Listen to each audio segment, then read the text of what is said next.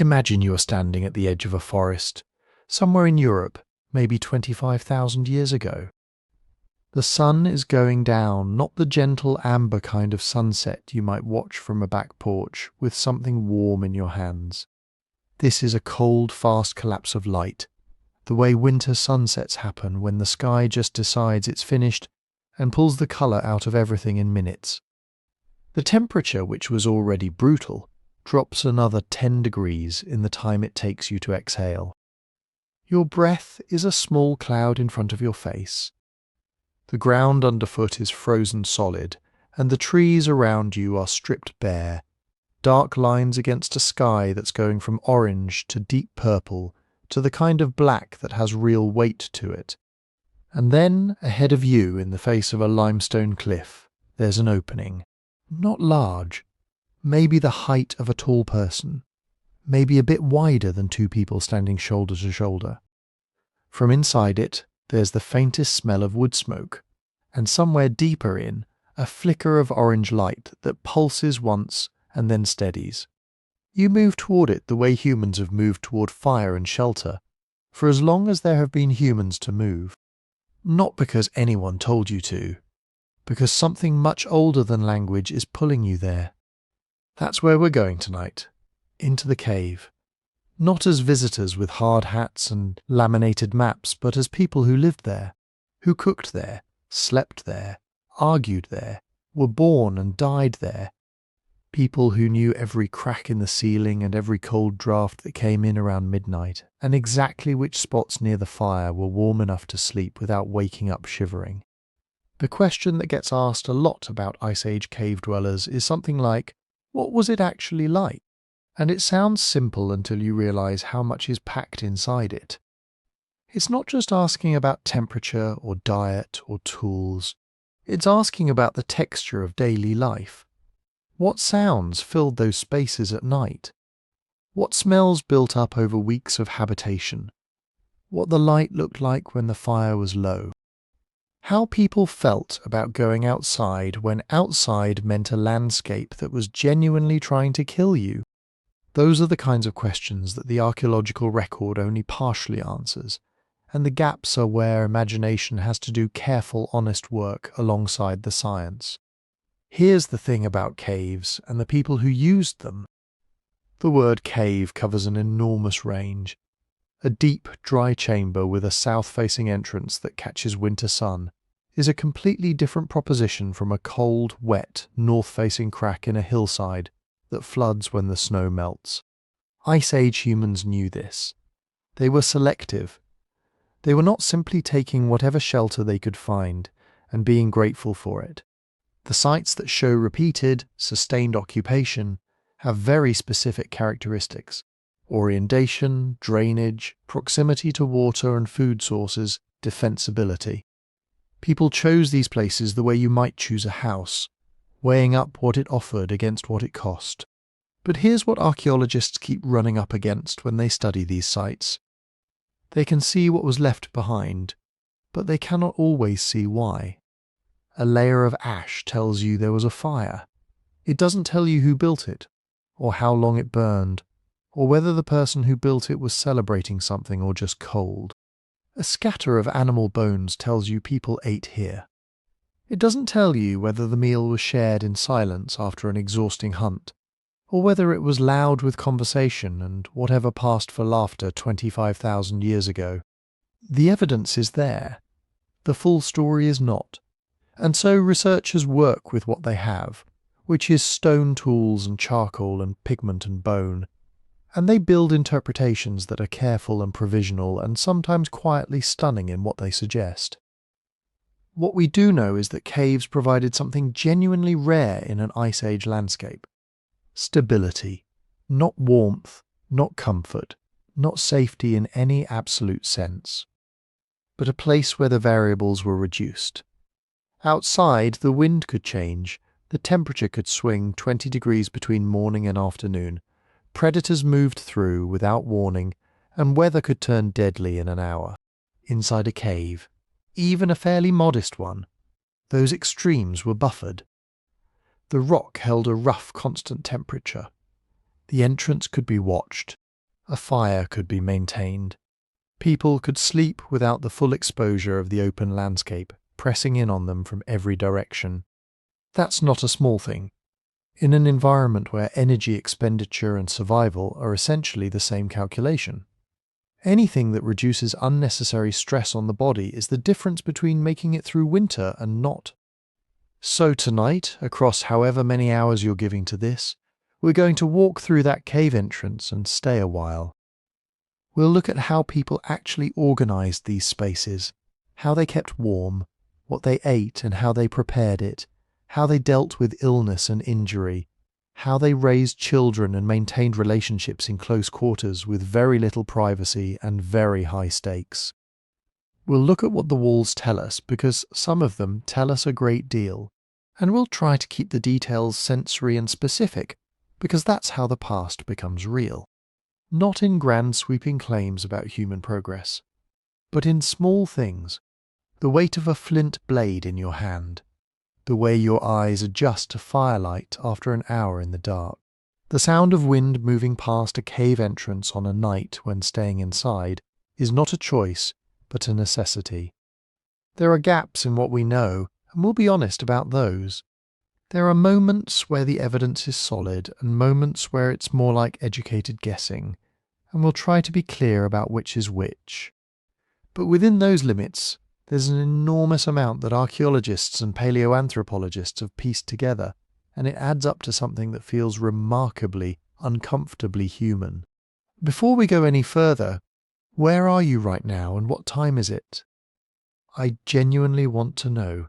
Drop it in the comments. It's become one of my favourite things about making these, checking in and finding Boston at midnight and Tokyo at 6 in the morning, and someone in rural New Zealand who just needs something to fall asleep to on a Tuesday. Leave it there. I do read them. And if you want to listen to this without any interruptions, no ads, no music layered underneath, just the story, you can follow the channel on Spotify. That's genuinely the best way to support what I do here. The link is in the description. All right, the fire is going. The entrance is behind you now. The cold is outside and we are, for the moment, inside. Let's begin. Before we go any further, we need to get something straight. Because when people say Ice Age, they're usually picturing one thing. Woolly mammoths, glaciers, everything white and frozen. Maybe a cartoon squirrel chasing an acorn across a cracking ice sheet. And while that image isn't entirely wrong, it's also not the full picture, and the gaps matter quite a bit for understanding what life in a cave was actually like. The Ice Age, the one we usually mean when we talk about cave-dwelling humans, is technically called the Pleistocene. It ran from roughly 2.5 million years ago to about 11,000 years ago. But that's not one long unbroken freeze, that's dozens of cycles. Cold pulses and warm pulses, glaciers advancing and retreating, sea levels dropping and rising, entire ecosystems appearing and vanishing in the space of a few thousand years. There were periods during the Pleistocene when parts of Europe were warmer than they are today. There were periods when ice sheets reached as far south as what is now northern Germany and the American Midwest. The climate was not stable. It was breathing in and out over timescales that individual humans couldn't perceive, but that shaped everything about how they lived. When archaeologists talk about the cave life we're most interested in tonight, they're generally focused on a specific slice of that enormous span, roughly 300,000 years ago to about 10,000 years ago. The late Pleistocene, the period when multiple human species were sharing the planet, when the most iconic cave sites were occupied, when the art was being made. That's still a very long time. 300,000 years of human history, if you stretched it out linearly, would make all of recorded civilization look like a footnote at the end. And within that long stretch, the world looked completely different depending on where you were and when. In northern Europe during the coldest phases, you were looking at a landscape called steppe tundra, vast, flat, cold, windy grasses and sedges and low shrubs. The kind of terrain that could sustain enormous herds of large animals because the vegetation, while sparse by tropical standards, covered an incredible amount of ground. Woolly mammoths were real. So were woolly rhinoceroses, cave bears, cave lions, giant deer with antlers spanning 3.5 meters. This was a landscape of megafauna, animals of a scale we have no living equivalent to today, and the people who lived in it had to contend with all of it. The cold, the wind, the distances, the weight and unpredictability of the animals they hunted and feared.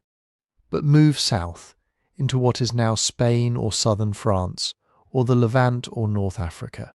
The picture changes substantially.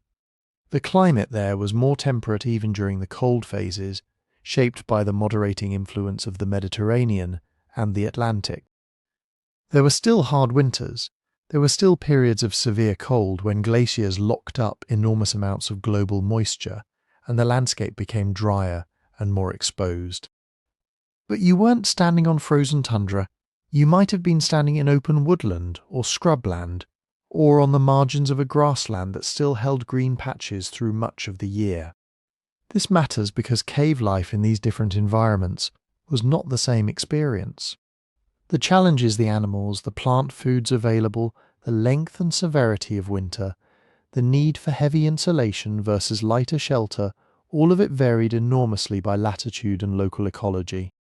When we talk tonight about what life in a cave was really like, we're drawing on evidence from dozens of different sites across a huge geographic range, and we should hold that in mind. There is no single answer. There's a range of answers depending on where and when. And then there's the question of who. This is where it gets interesting in a way that's easy to collapse too quickly. The late Pleistocene was not a time when only one kind of human was moving through these landscapes. By around 400,000 years ago, the human family had already branched into multiple distinct groups. Neanderthals were established across Europe and Western Asia, and they were not primitive, shambling brutes. They were intelligent, capable, culturally sophisticated people who had been adapting to cold, difficult environments for hundreds of thousands of years. Their bodies were built for it, barrel-chested, heavily muscled, with large nasal passages that warmed and humidified the freezing air before it reached their lungs. They were using caves extensively. Some Neanderthal sites show evidence of repeated occupation across tens of thousands of years, fire management, organized use of space, and in at least some cases, what looks very much like deliberate burial of their dead. Denisovans, the third group we now know from ancient DNA and a handful of fragmentary fossils, are harder to picture because we have so little of them. But the genetic evidence is clear enough that they were widespread across Asia, adaptable across an enormous range of environments, and interbreeding occasionally with both Neanderthals and early modern humans. They left traces in caves too, most famously in Denisova Cave in Siberia, where fragments of bone and a remarkable carved bracelet give us the barest glimpse of who they were. And then there are anatomically modern humans, Homo sapiens.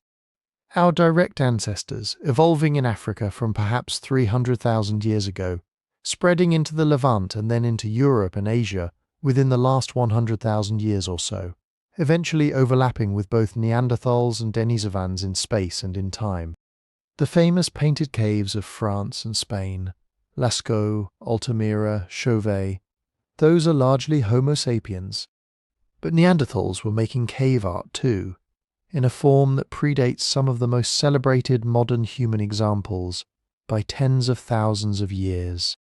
The boundaries between these groups, in terms of behavior and capability, are a great deal blurrier than scientists once believed. And that blurriness is itself an important piece of the picture. We're not talking about one primitive species slowly becoming smarter and eventually discovering the cave as a useful shelter. We're talking about multiple lines of sophisticated humans, all of whom found caves useful, all of whom adapted that use to their specific environments, technologies, and social structures.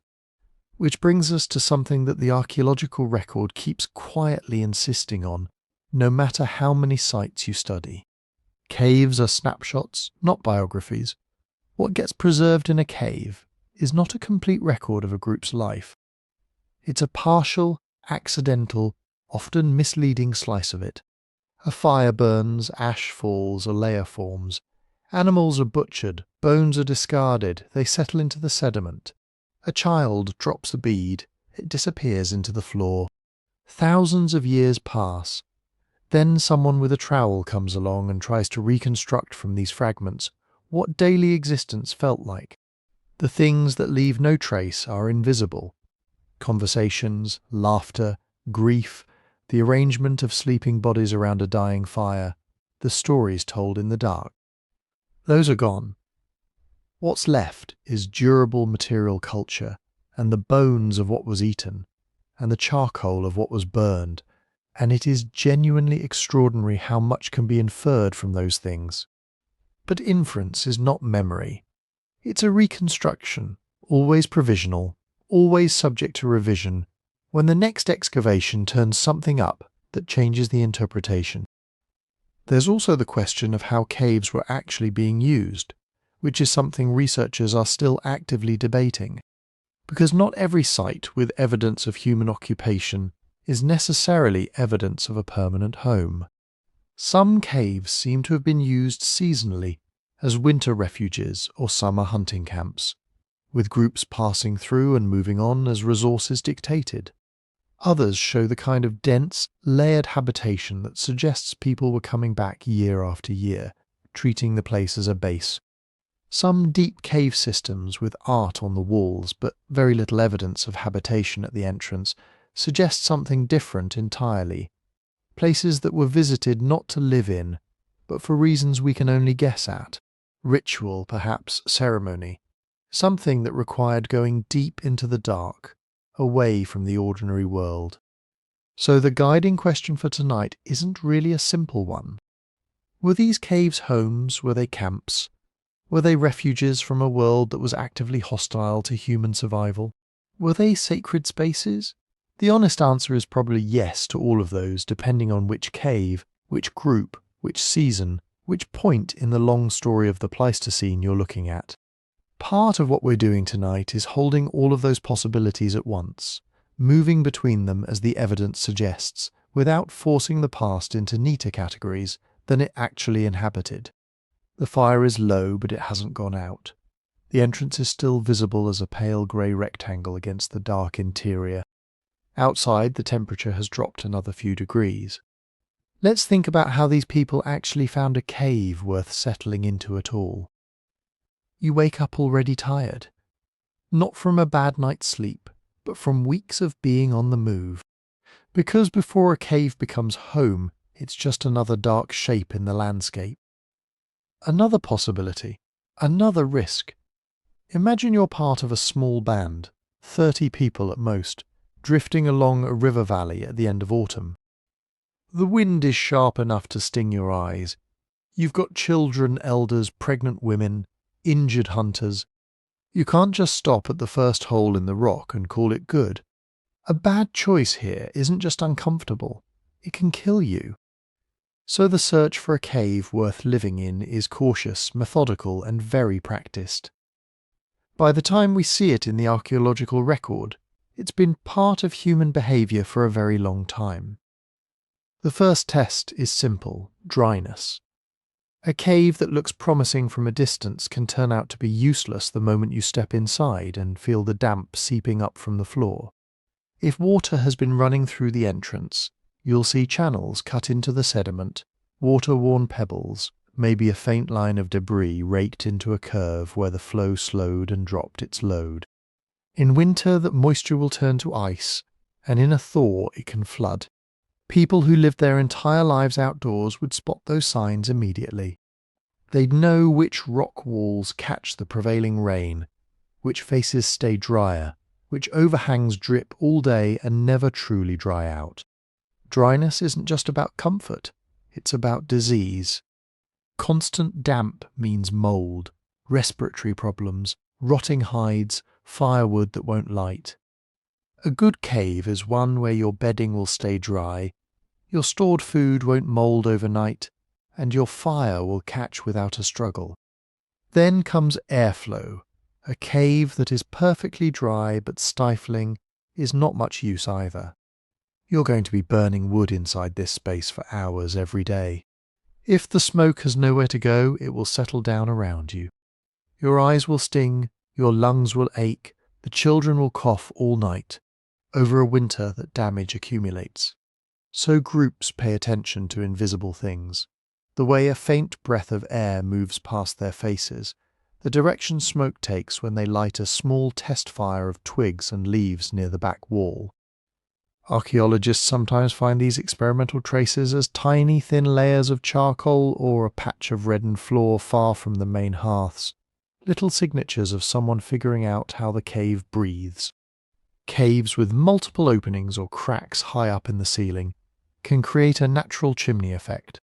Warm air and smoke rise and slide out through upper vents. Cooler air drifts in near the floor. A cave like that is prized. You can sleep without choking. You can bank the fire low at night and not wake up blinded. Sunlight matters too. In deep winter at high latitudes, daylight is a precious resource. A south-facing entrance, or in the southern hemisphere a north-facing one, can catch low-angle sunlight and push it surprisingly far inside. A ledge or flat spot just within that sunlit strip becomes prime real estate, warmer by a few vital degrees, bright enough in the short day to work by, safe enough because you're not completely exposed at the mouth. Archaeologists can sometimes see this in how debris accumulates. The densest layers of ash, broken bones, flint flakes cluster in bands that appear to match where light would have reached at certain times of year. People seem to have favoured the twilight zone of the cave, the region where you still have some natural light, can still see the outside world, but are sheltered from wind and weather. Going deeper has trade-offs. The back chambers are quieter, more thermally stable, further from predators. But they are also pitch dark, harder to ventilate, and disorienting. You need fire just to see, which means more smoke, more fuel, more labour. Most evidence suggests that regular living, sleeping, cooking, talking, clustered near the entrance, and shaded inward only as far as was practical. The deep interior, when it was used, may have been for special purposes, art, ritual, seclusion. Nights spent far inside were probably exceptions, not the rule. Of course, none of this matters if the cave is in the wrong place. You cannot eat stone. You cannot drink stalactites. So another layer of decision-making happens at the scale of the landscape. A good cave is close enough to reliable water that you don't spend your entire day hauling it, but not so close that your floor turns to mud every time the river floods. Many well-known sites sit on terraces above valleys, just high enough to be safe from most high waters, with a clear view down to streams or wetlands that hold water even in dry seasons. Toolstone matters as well. Good quality flint, chert, obsidian, quartzite. These are the metals and plastics of the Pleistocene. If the nearest decent stone is 40 kilometres away, you can still live in a cave.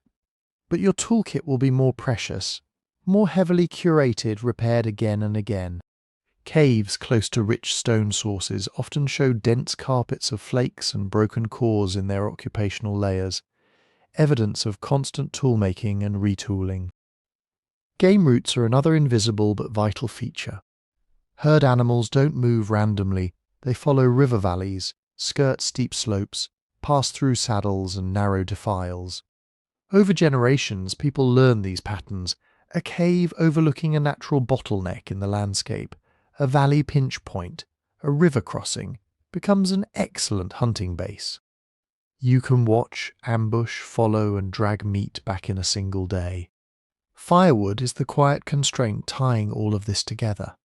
In an open steppe tundra, trees may be scarce.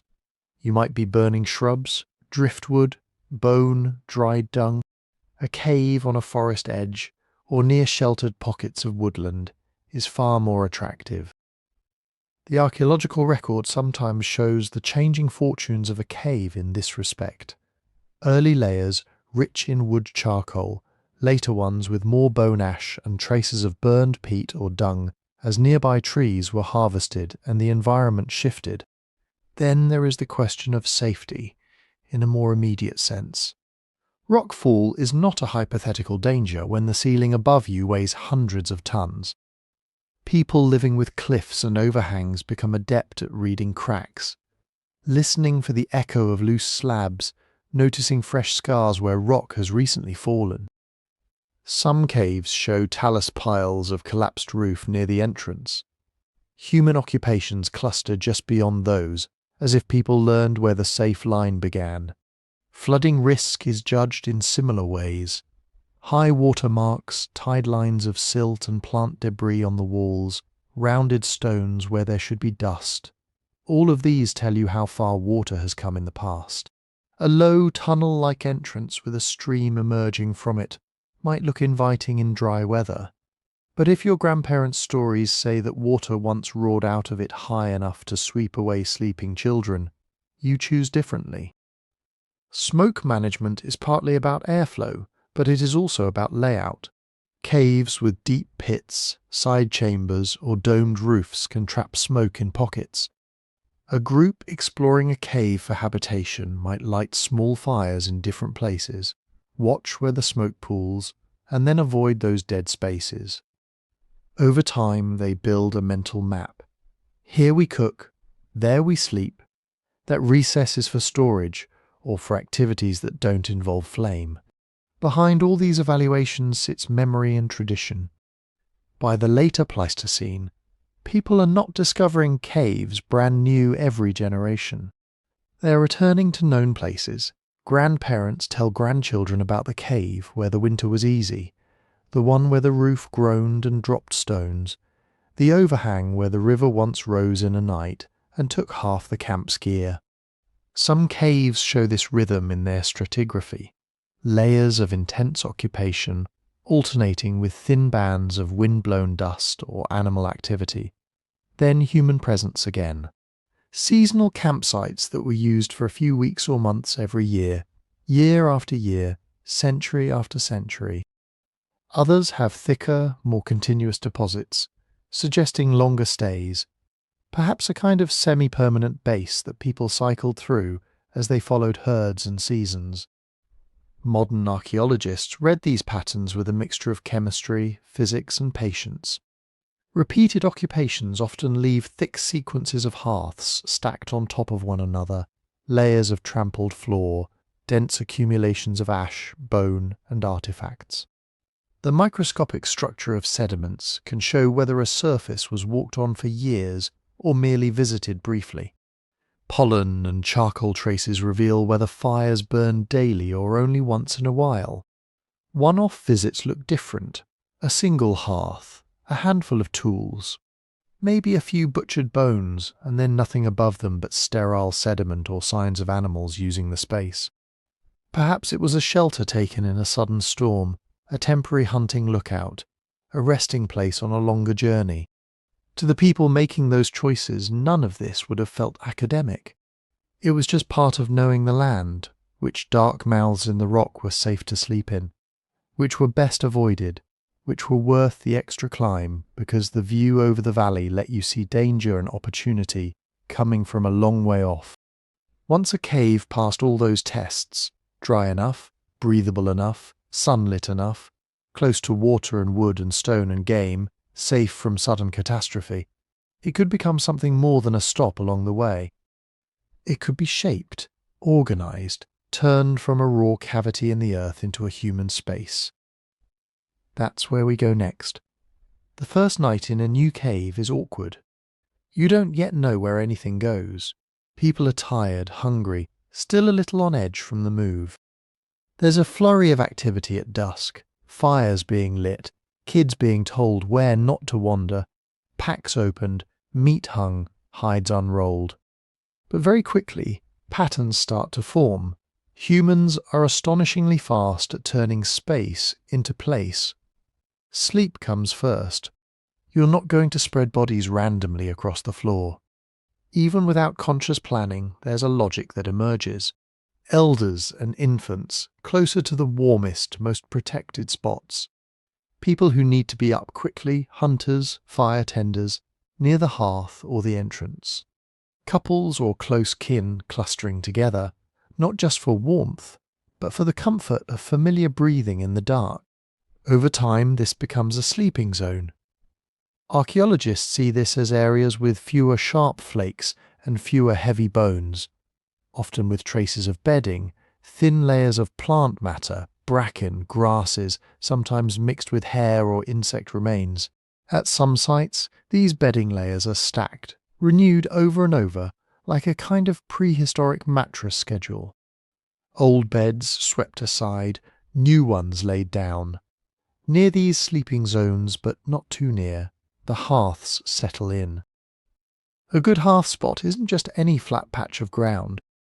It's far enough from the entrance that the wind won't constantly blow sparks into your face, close enough that smoke can rise and drift outward, and central enough that people can gather around but still move past without stepping in the embers. Once a hearth works, it tends to stay put. You build it up with stones, deepen it slightly, maybe ring it with slabs that help hold heat and keep the burning material contained. Ash from previous fires becomes part of the structure. Night after night, season after season, the same ring glows. Radiating out from this core, work zones. Napping stone tools creates razor-sharp debris, noisy impacts, and a mess. You don't want that in the soft floor where children crawl and people walk barefoot in the dark. So tool-making migrates to edges of the living area, near walls or in small alcoves with decent light. We can see this in the archaeological record as dense scatters of flakes and broken cores in discrete patches, sometimes even with sitting spots marked by slight hollows in the floor. Someone sat here, hour after hour, trimming, sharpening, rehafting. Other tasks cluster too. Butchery tends to happen closer to the entrance, where light and airflow are better, and where you can drag in big chunks of carcass without threading them through sleeping bodies. Softening hides, scraping and sewing might slide a bit inward, near the warmth, because those jobs take time and numb fingers work poorly in the cold. Even refuse has its logic. You can't live in a confined stone pocket for weeks or months without dealing with waste. Broken bones, ash, gnawed cartilage, spoiled bits of meat, worn-out tools, dung from tethered animals. If you're using the entrance as a nighttime pen, all of it has to go somewhere. Inside, cleanliness is surprisingly active. There's evidence from several caves that people regularly swept their floors. Fine layers of compacted dust, intermixed ash, and trampled plant matter suggest surfaces that were levelled, cleared, maybe even raked with bundled twigs. Old hearth ash gets spread thinly or pushed aside. Bones are tossed to margins or out the door. Outside, near the entrance, or just downslope, a dump zone develops almost inevitably. Long bones cracked for marrow, stubby ends of antlers, shattered flint pieces too small to use, fire-cracked stones, all pile up in middens. They stink at times, they attract scavengers, but they keep the living areas relatively clear. Over years, these dumps grow into telling heaps that modern excavators can read as diaries of daily life.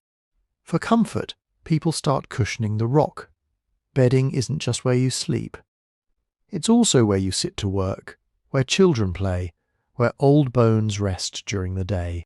Grasses, leaves, evergreen boughs, and in colder regions, thick animal hides turn a hard, cold floor into something softer and warmer. There's evidence, too, for simple built structures inside and near the mouths of caves. Post holes and lines of stones hint at frames for windbreaks. Poles leaned against walls, draped with hides, creating compartments within the larger chamber. In big caves, you might live in a hide house, set against one wall, while the open centre stays as communal space.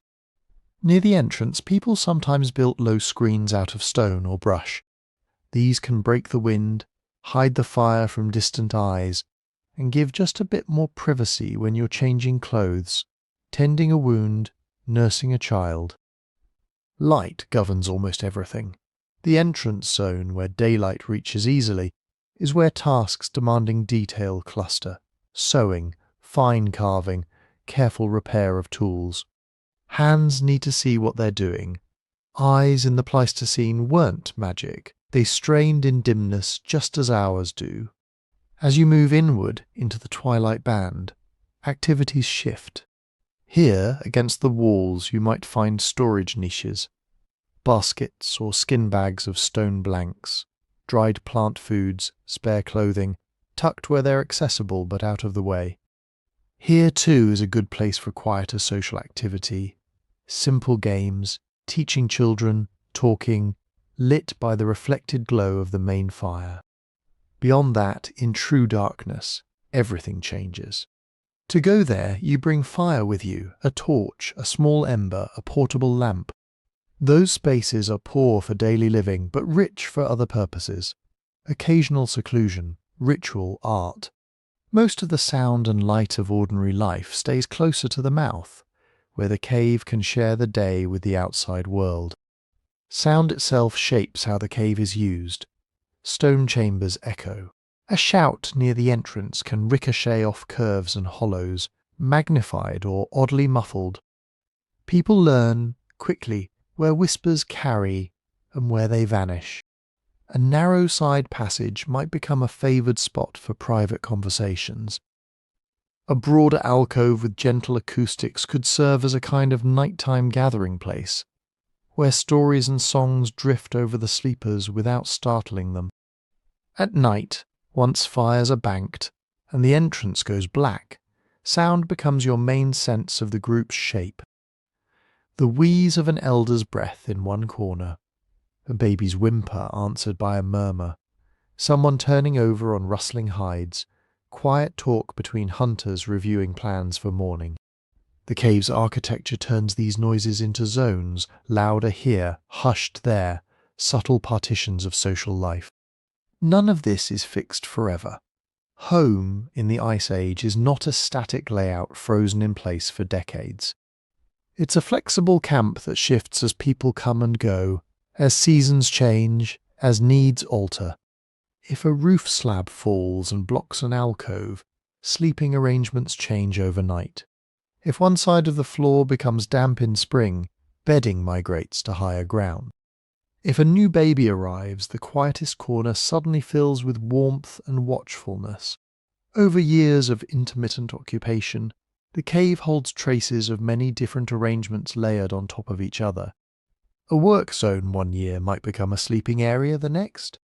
A former dump outside might get trampled flat, and then used as a cooking spot by a later group who barely know the story of the bones under their feet. To the people living there, though, the cave is never just geology. It is something actively made and remade, a container they rearrange constantly to fit their bodies, their tools, their relationships, and their fears. A raw hollow in the rock has become a built space. Now that it's organised, stocked and softened, there's something else to manage, the thing that makes the cave livable at all, and dangerous if mishandled. Fire. Fire changes the cave from a hole in the ground into a living animal. By day, it's a tool. By night, it's a heartbeat. You notice it most when it's gone. On the rare evenings when the fire fails, when rain has soaked every scrap of tinder and someone's attempt at a new spark fizzles, the dark that follows is not just the absence of light. It's the collapse of a whole way of living. No warmth, no cooked food, no protection from things that watch from just beyond the entrance. For Ice Age people, especially in caves, fire is not optional. It is as necessary as water. Warmth is the obvious need. A stone envelope doesn't just block wind, it also radiates cold. Rock that has sat at a low stable temperature for months sucks heat from skin, from breath, from the damp in your clothes. A body can huddle in furs and press close to others, but if the air itself is close to freezing, that only goes so far. The hearth turns that around. It creates a bubble of tolerable climate inside a hostile one. The side of your face toward the flames prickles with heat, while the other side still feels the chill breathing off the walls. You can rotate slowly, like a turning spit of meat, evening yourself out. Children creep as close as adults will allow. Elders stretch aching joints toward the glow. But warmth is just the beginning. Light is the second gift. Without fire, the cave day ends not long after the sun touches the horizon. Inside, gloom thickens quickly. Your pupils open wide, but they can't invent photons. Without flame, there's just the wash of twilight puddled near the entrance, and a murky zone beyond where fine work and careful movement become impossible. With fire, evening stretches. The main hearth becomes an anchor of orange light, sending out ripples of dim illumination. You can see faces, you can watch hands while someone demonstrates how to tie a new kind of knot or bind a point more firmly to a shaft. You can sew by leaning toward the brightest patch, squinting, licking the thread end between your lips before pushing it through a hole in hide. Cooking flows almost automatically from this. Raw meat will keep you alive. Cooked meat feeds you better. It softens gristle, breaks down tough muscle fibers, kills at least some parasites. Roots that would be nearly inedible when raw, woody, bitter, hard as stone become sweet and chewable after roasting in the coals. Plants that might upset your stomach when fresh become safer once the heat has done its quiet chemical work. In the archaeological record, hearth ash is often laced with tiny burned seeds, bits of root tissue, fish bones, fat-splattered stones. That's the residue of endless experiments. Someone tried this tuber in the fire and found it edible. Someone else figured out that small bones too fragile to crack, when dry, can be roasted until they char, and then crumbled to extract every last scrap of nutrition. Fire is also a workshop. Many kinds of stone flake better if they've been heated first. Heat-treating flint or chert, bringing it to a controlled temperature, then letting it cool slowly can make the rock finer grained, easier to shape with precision strikes. That implies control, knowing how close to the hearth to put a cobble, how long to leave it, how to avoid sudden cooling that could shatter it. Wood, too, responds to fire, straightening spear shafts by holding them over coals and gently bending them, hardening points by lightly charring and then polishing, drying bow staves. All of that happens in the orbit around the flames. And then there are the other uses: smoke to drive away insects, embers to blacken cave walls for drawing, popping sap and resin for glues, smouldering sticks carried as portable ignition. But none of this comes free. The cave demands a price in fuel and breath. Open grassland and sparse woodland in Ice Age Europe or Western Asia don't offer endless firewood, especially in the coldest phases. Trees grow slowly, shrubs are low.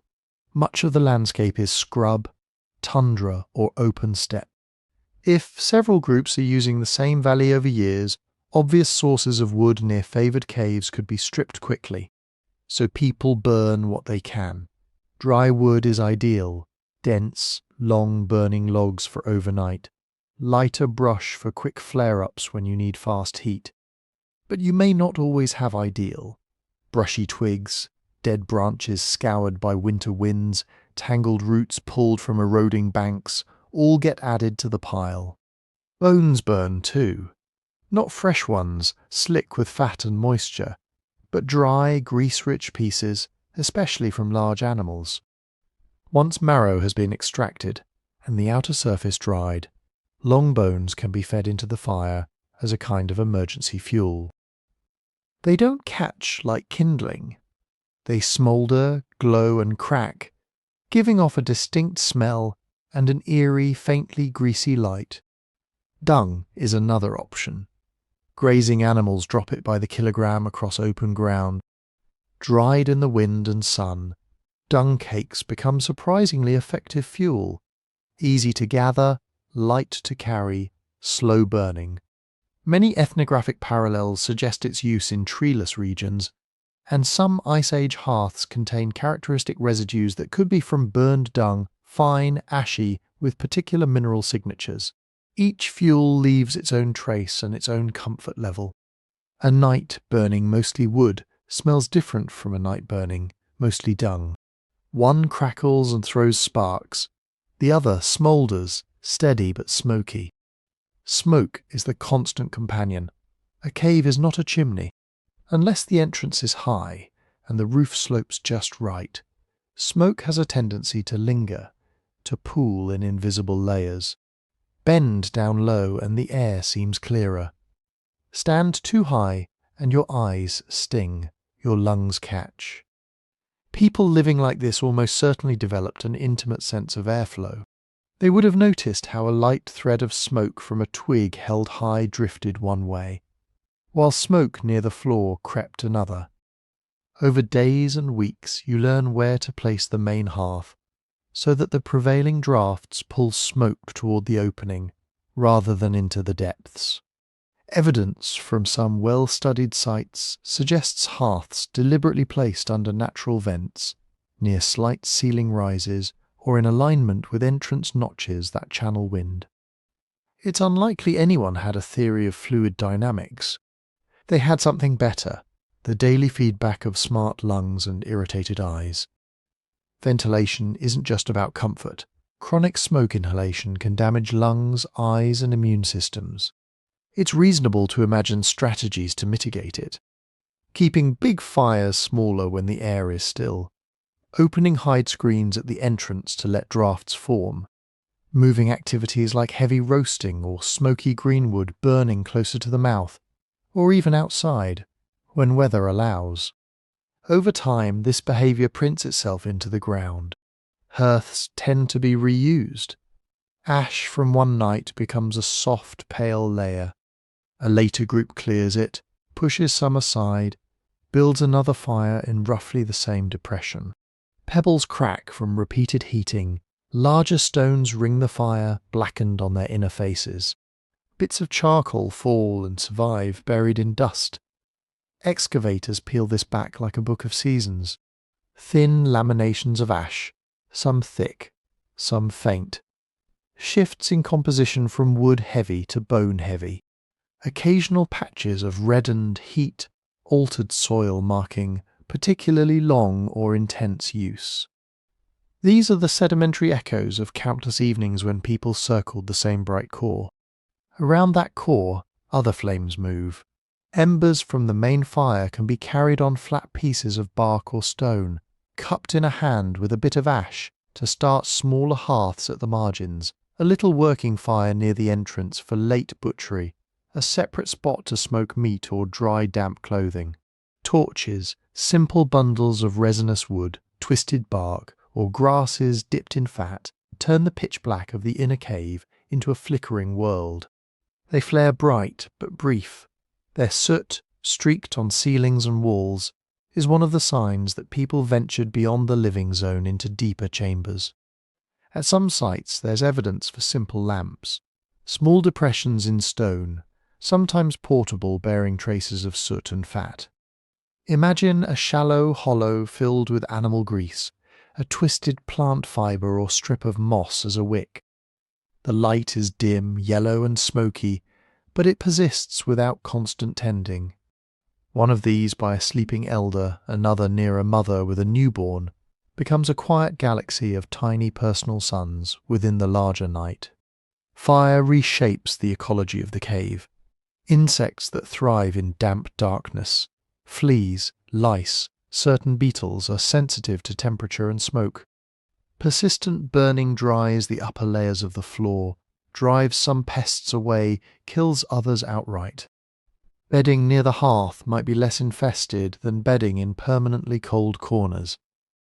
People may have learned to periodically drag blankets and hides close to the fire, not just for warmth, but to chase out the small biting things that accumulate in fibres. Predators, too, read the signal of fire. Many large carnivores show hesitation around flames and human scent. A glowing mouth of a cave, with its shifting light and murmur of voices, broadcasts occupation. a leopard or hyena, considering whether to slip inside for shelter or scavenging, might think twice. None of this makes the cave invulnerable. Desperate animals still might approach. But the combination of fire, noise, and human smell changes the risk calculus. The hearth isn't just warmth, it is a border marker in the language of other creatures. Most profoundly, fire rearranges time. Before fire, night is mostly for sleep, with a brief grey twilight for hurried tasks. With fire, evening becomes a second day, gentler and more social. Work shifts. The highest precision, eye-straining labour still happens in daylight near the entrance, but tasks that can be done by feel, twisting cordage, scraping a nearly finished hide, braiding hair, carving simple shapes, slide into the firelit hours. Stories flow more easily when hands are busy and faces are half-shadowed. People talk across generations. Children lean against adults, listening not just to what happened on the last hunt, but to tales of ancestral places and remembered winters. Songs, jokes, arguments, plans. The cave lit from within becomes a chamber of shared memory. Fire also functions as a clock. You learn, roughly, how long a particular size of log takes to burn, how many arm-thick rounds it takes to get from full dark to first dawn light peeking into the entrance. Someone, explicitly assigned or just habitually wakeful, takes the role of firewatch. They doze lightly, waking when the coals sink too low, feeding them, stirring them, making sure that when people wake shivering in the early hours, there is still a red core ready to flare. In this way, the cave breathes with the fire. By day, smoke and warmth pour outward, scenting the valley, letting other bands and other species know that the hollow is claimed. By night, flames shrink, embers glow, and the air inside pulses gently with heat, brightening and dimming as more fuel is pushed in or left to fade. Fire in the Ice Age cave is not just a tool, not just a danger. It is a ritual repeated every evening and every dawn. The lighting, tending, and banking of it divide the day into meaningful pieces. Without it, the cave would be a cold, wet lung of stone. With it, the cave has a breath of its own. Warmth doesn't end with fire. Fire is the core, but the rest of the system is your own body, and whatever you can wrap around it, lie on or huddle against. In the deep cold, clothing is not fashion, it's engineering. You almost certainly have layers, but not the kind you'd recognise from a modern catalogue. There's debate about exactly what Ice Age people wore at different times and places, and the evidence is mostly indirect. Bone needles, hide scrapers, impressions of twisted fibres in clay. No complete outfit survives for the early periods. But the climate itself is an argument. You don't survive long in sub-zero nights with bare skin and faith. So picture a base layer that might be softer hide or fur turned inward, maybe worked thin from a young animal, maybe patched together from smaller pieces, tied or laced rather than tightly tailored. Over that, heavier hides or full furs, hair facing out to catch snow and wind. Around wrists and ankles, bindings of leather thong or twisted plant fibre, because the gaps are where heat leaks fastest. Plants play a role too, even if less glamorous than fur. In many cold-adapted cultures, people have stuffed grasses, moss or shredded bark into footwear or between layers of clothing as insulation. It's plausible here as well. Dry grass packed between hide and skin traps pockets of air. It's itchy, it shifts, it needs constant adjustment, but it turns crude moccasins into something closer to boots. Styles would have varied wildly, different groups, different materials, different climates.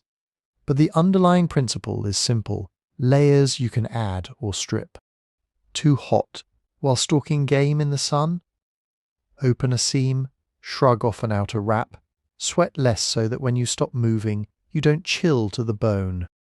Night brings another battlefield. The floor, stone, is ruthlessly conductive.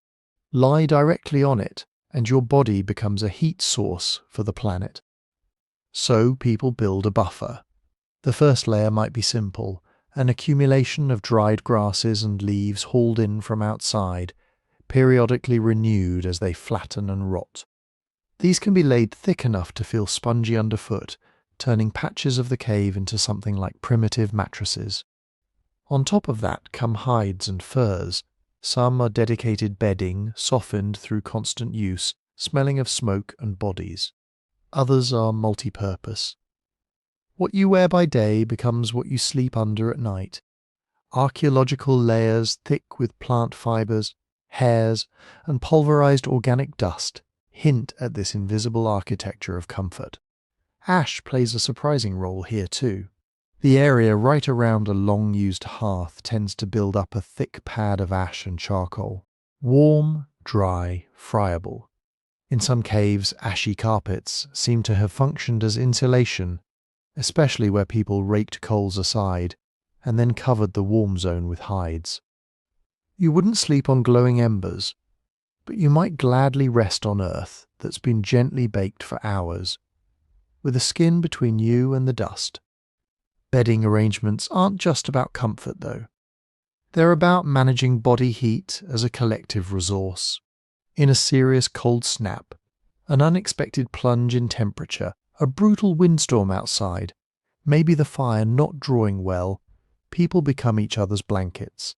Infants and toddlers pressed between adults, elders bracketed by younger bodies, everyone packed into a tighter cluster than usual. Crowding has its own choreography. You don't all lie in a neat line facing the fire that would leave backs exposed and inefficient. Instead, you might see nested arcs, overlapping like scales, or small knots of family groups, back to back, under shared furs, feet pointed toward the residual warmth of the hearth. Even where they slept matters. Deeper into the cave, the air is more stable, closer to the rock's long-term average temperature.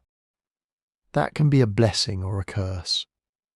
In midwinter, when outside air might drop far below freezing, a chamber that hovers around a few degrees above zero could feel mild, especially when buffered with bedding and bodies. In summer, that same coolness offers relief. Near the entrance, you get more firelight and better ventilation, but also more drafts. Wind can thread itself down cracks, around boulders, through the main opening. Dampness creeps in from the outside world. Fog, rain blown sideways, meltwater trickling. People likely experimented with placing sleeping areas in niches and side alcoves that struck the right balance, close enough to the hearth to feel its influence, tucked away enough to avoid direct gusts. They also have to think about the invisible cold, wet. Dry cold is harsh.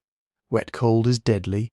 Caves can sweat in certain seasons, water condensing on ceilings and walls and raining in a constant fine drip.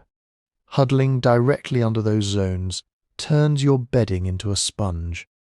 So someone learns over years which patches stay dry, which corners accumulate damp, where a slight slope in the floor can be used to drain runoff away from the sleeping zone.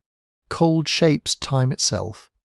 In deep winter, dawn is not an invitation to leap up. It's a negotiation. The warmest hours might be when the fire has been tended all night and bodies have reached a shared equilibrium under the covers. Stepping out of that bubble is a shock for whoever has to go first. Tasks that demand stillness and bare hands, fine sewing, delicate tool retouching, tend to cluster in the hours when the hearth is strongest and the cave air is at its warmest, often in the early evening or just after midday when people have fueled the fire up. Activities that generate body heat, wood gathering, hunting, hauling water, are pushed into the coldest parts of the daylight, when moving fast in frigid air is less of a hazard than sitting still there. Someone always has to remain alert. Not a rigid military watch, but a pattern of light sleepers who stir when the fire drops, when someone coughs, when a draft shifts. On especially cold nights, that vigilance is about more than predators. It's also about catching early signs that the cold is winning. Because the cave holds stories of injuries you don't see in heroic paintings. Frostbite or something like it would have been a constant risk. Fingers stiffening to the point where they can't grip tools, noses and cheeks losing sensation, toes paling and then darkening under too thin footwear. Even without full tissue death, repeated exposure can lead to chronic pain, numbness, and an increased chance of infection. Hypothermia doesn't announce itself loudly at first. It looks like clumsiness, dropped stones, mislaid tools like quietness in a normally talkative child, like an elder not quite finishing sentences. In a world without thermometers, people learn to read flushed faces, uncontrollable shivering, the way someone wraps arms around their chest and tucks in their chin. Prevention becomes culture. Don't let children wander far without adequate wraps, even if they whine about being hot.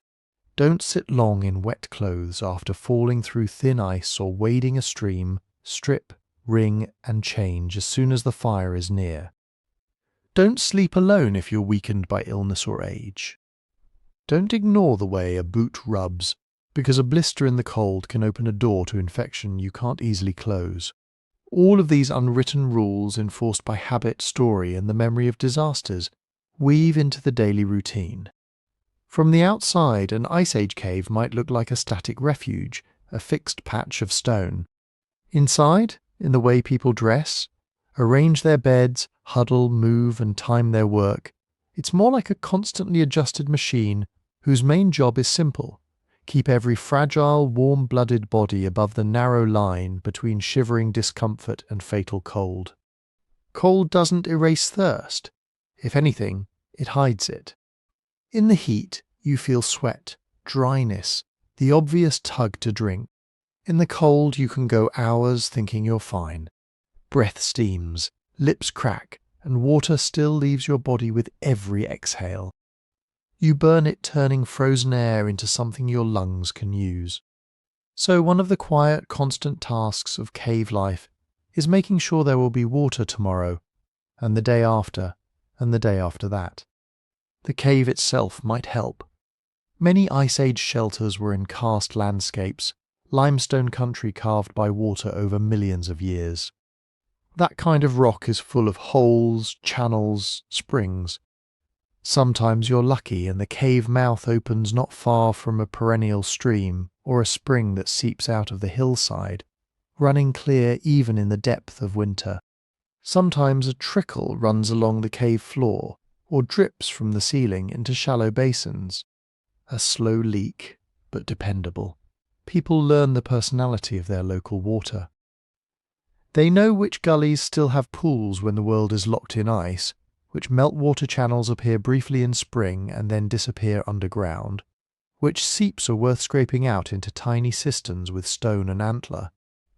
They read the colour of ice and snow, old snow wind-blown with dust, new snow clean enough to melt, river ice that hides fast water beneath, the glassy integrity of a deep cold pond that might hold through the freeze. In glacial landscapes, water can be everywhere and nowhere at once. Great white tongues of ice crawl down valleys, but you can't just hack off a chunk and be done with it. Melting ice takes time, fuel and fire is precious. Snow packed in a pot or folded into a skin and held near the coals gives water, but it robs heat from hands and air. You don't do it casually, you plan it into the day. Maybe on a hunting trip you take advantage of midday sun, lay dark fur or stone on snowbanks, and drink from the thin ribbons of melt that appear. Summer is a different problem. Then the danger is not too little water, but the wrong kind. Pools go green, slow backwaters fill with insects. Animals drink, urinate and die in the same places you might be tempted to scoop a handful to your lips. People probably walked farther than they had to for better sources, favouring springs that emerge from rock, cold, clear, filtered by limestone, or moving water over stagnant. They might toss pebbles, watch how fast the current carries leaves or pollen to judge freshness and depth. When you don't live right beside clean water, you carry it. No ceramic jars, no metal canteens, but you do have skins, stomachs, bladders, and perhaps stitched containers made from bark or woven fibres, sealed with resin and fat. The hide of a small animal can become a flexible water skin if you leave it relatively intact. Tie off limbs and neck, and waterproof the seams with animal fat, beeswax where available, or softened tree resin. Stomach linings and bladders, carefully cleaned, can hold surprising amounts of liquid, slung from a shoulder or tucked into a pack of woven grass. Archaeologists rarely find these. Soft tissues rot quickly. But ethnographic parallels, and the fact that people were clearly skilled in hide work, make them very likely. Inside the cave, water storage is modest but strategic. At the very least, there would be a few containers near the main activity area, topped with hide or bark to keep ash and insects out. You don't want to trek to the spring every time someone coughs in the night or a child wakes thirsty. In winter, you're also racing the freeze. Water in a narrow skin can stiffen into ice, so you keep it near the hearth, turning it now and then, massaging pliability back into the leather. Cleanliness in this world does not mean what a modern bathroom would train you to expect. But it doesn't mean filth either. Bodies that live close to smoke and animals do get coated with a fine patina of soot, grease, and dust. At the same time, people are acutely aware of how much more miserable lice, fleas, and skin infections can make an already hard life. There is a constant, low-level battle going on against things that crawl and itch. Washing is targeted rather than constant. In summer, a trip to the river or lake might include full immersion, shouting, splashing, abruptly cold skin, hair dunked and wrung. You don't do this for fun when the air is close to freezing. Instead, you use warmed water in small quantities, hands cupped, a skin partially emptied into a shallow stone hollow, wiping face, armpits, groin, the places where sweat and bacteria chew hardest. Babies and the ill might get more careful attention, their skin fragile and quick to rash. Hair is both asset and hazard. Long hair insulates the head and neck, but it also harbours lice. Many ancient and traditional societies have turned hair into a managed project. Braiding it tightly, binding it with strips of hide or plant fibre, even shaving parts of the scalp with sharp stone where climate allowed. We don't know exactly what Ice Age people did, but comb-like tools appear in some later periods, and grooming is such a basic primate behaviour that it's hard to imagine a cave without it. Fingers move through hair in idle moments by the fire, picking nits, crushing them between fingernails, throwing them into the flames. Fire helps in less obvious ways. Ash is not just waste. Fine wood ash is alkaline, mildly abrasive, able to cut through grease. Rubbed between hands with a little water, it makes a primitive soap, scraping off oils and dirt, then rinsed away. Ash dusted into hair can desiccate lice and make the scalp less hospitable. Smudged onto furs and hides, it can change the way they smell to you and to insects. Smoke is an invisible tool. Caves that saw heavy occupation were smoky places, no matter how well the hearths were managed. Clothing, bedding, and hair absorb that smoke, and with it compounds that can repel biting insects. Hanging gear near the fire, not just to dry but to smoke, may have had a protective aspect people understood by experience, if not by chemistry. Items left near the fire get fewer bugs. All of this exists against the background problem of waste. A cave is not a bottomless pit. If you simply defecate where you sleep, sickness will follow. Even without germ theory, the pattern becomes obvious. People who foul the living area get sick more. Flies gather, smells sour.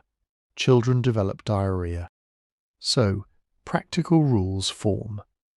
You go outside to relieve yourself, away from the main entrance, and especially away from the cleanest path to water. A particular patch downhill, or a crack between boulders, becomes the informal latrine, perhaps marked in story as the place you don't play. In bad weather, or for those too frail to go far, you might use a dedicated corner, a shallow pit quickly covered with soil, ash and loose stone. Ash again is important. It dries, deodorizes, and discourages insects. Food waste gathers in its own strata. Bones too small to be worth reworking. Shells, chewed cartilage, stripped skin get tossed in middens. Refuse piles that might be just outside the entrance or off to one side of the main chamber. Placement matters too close. And you invite scavengers, rats, foxes, hyenas. Too far, and carrying everything there in the dead of winter becomes a risky chore. Over years, these dumps grow into low mounds that future archaeologists prize, and Ice Age families step around automatically. Seasonality changes the stakes. In winter, cold is a crude but powerful sterilizer. Feces freeze solid. Carcasses outside become natural cold storage. Many bacteria slow their activity or die. Disease risk doesn't vanish. Crowding and smoke still mean respiratory infections. Close contact still spreads parasites. But the outdoor environment is less biologically active. People may relax a bit about how far to walk for waste disposal when the ground is hard as stone and nothing seems to rot. Summer wakes everything up. Warmth and moisture turn manure, garbage and stagnant puddles into breeding grounds for flies, parasites, and the pathogens that actually like your temperature best. Diarrheal diseases, gut parasites, infected wounds, all become more common threats. The same group that could get away with a sloppy latrine in January might pay a heavy price for it in July. So the annual rhythm likely includes an invisible hygiene calendar as well. In warm months, people move waste farther from camp, wash more often in rivers and lakes, pay closer attention to the smell and look of water. In cold months, they lean more on smoke and ash, on drying rather than rinsing, on managing crowding and coughs rather than insects and rot.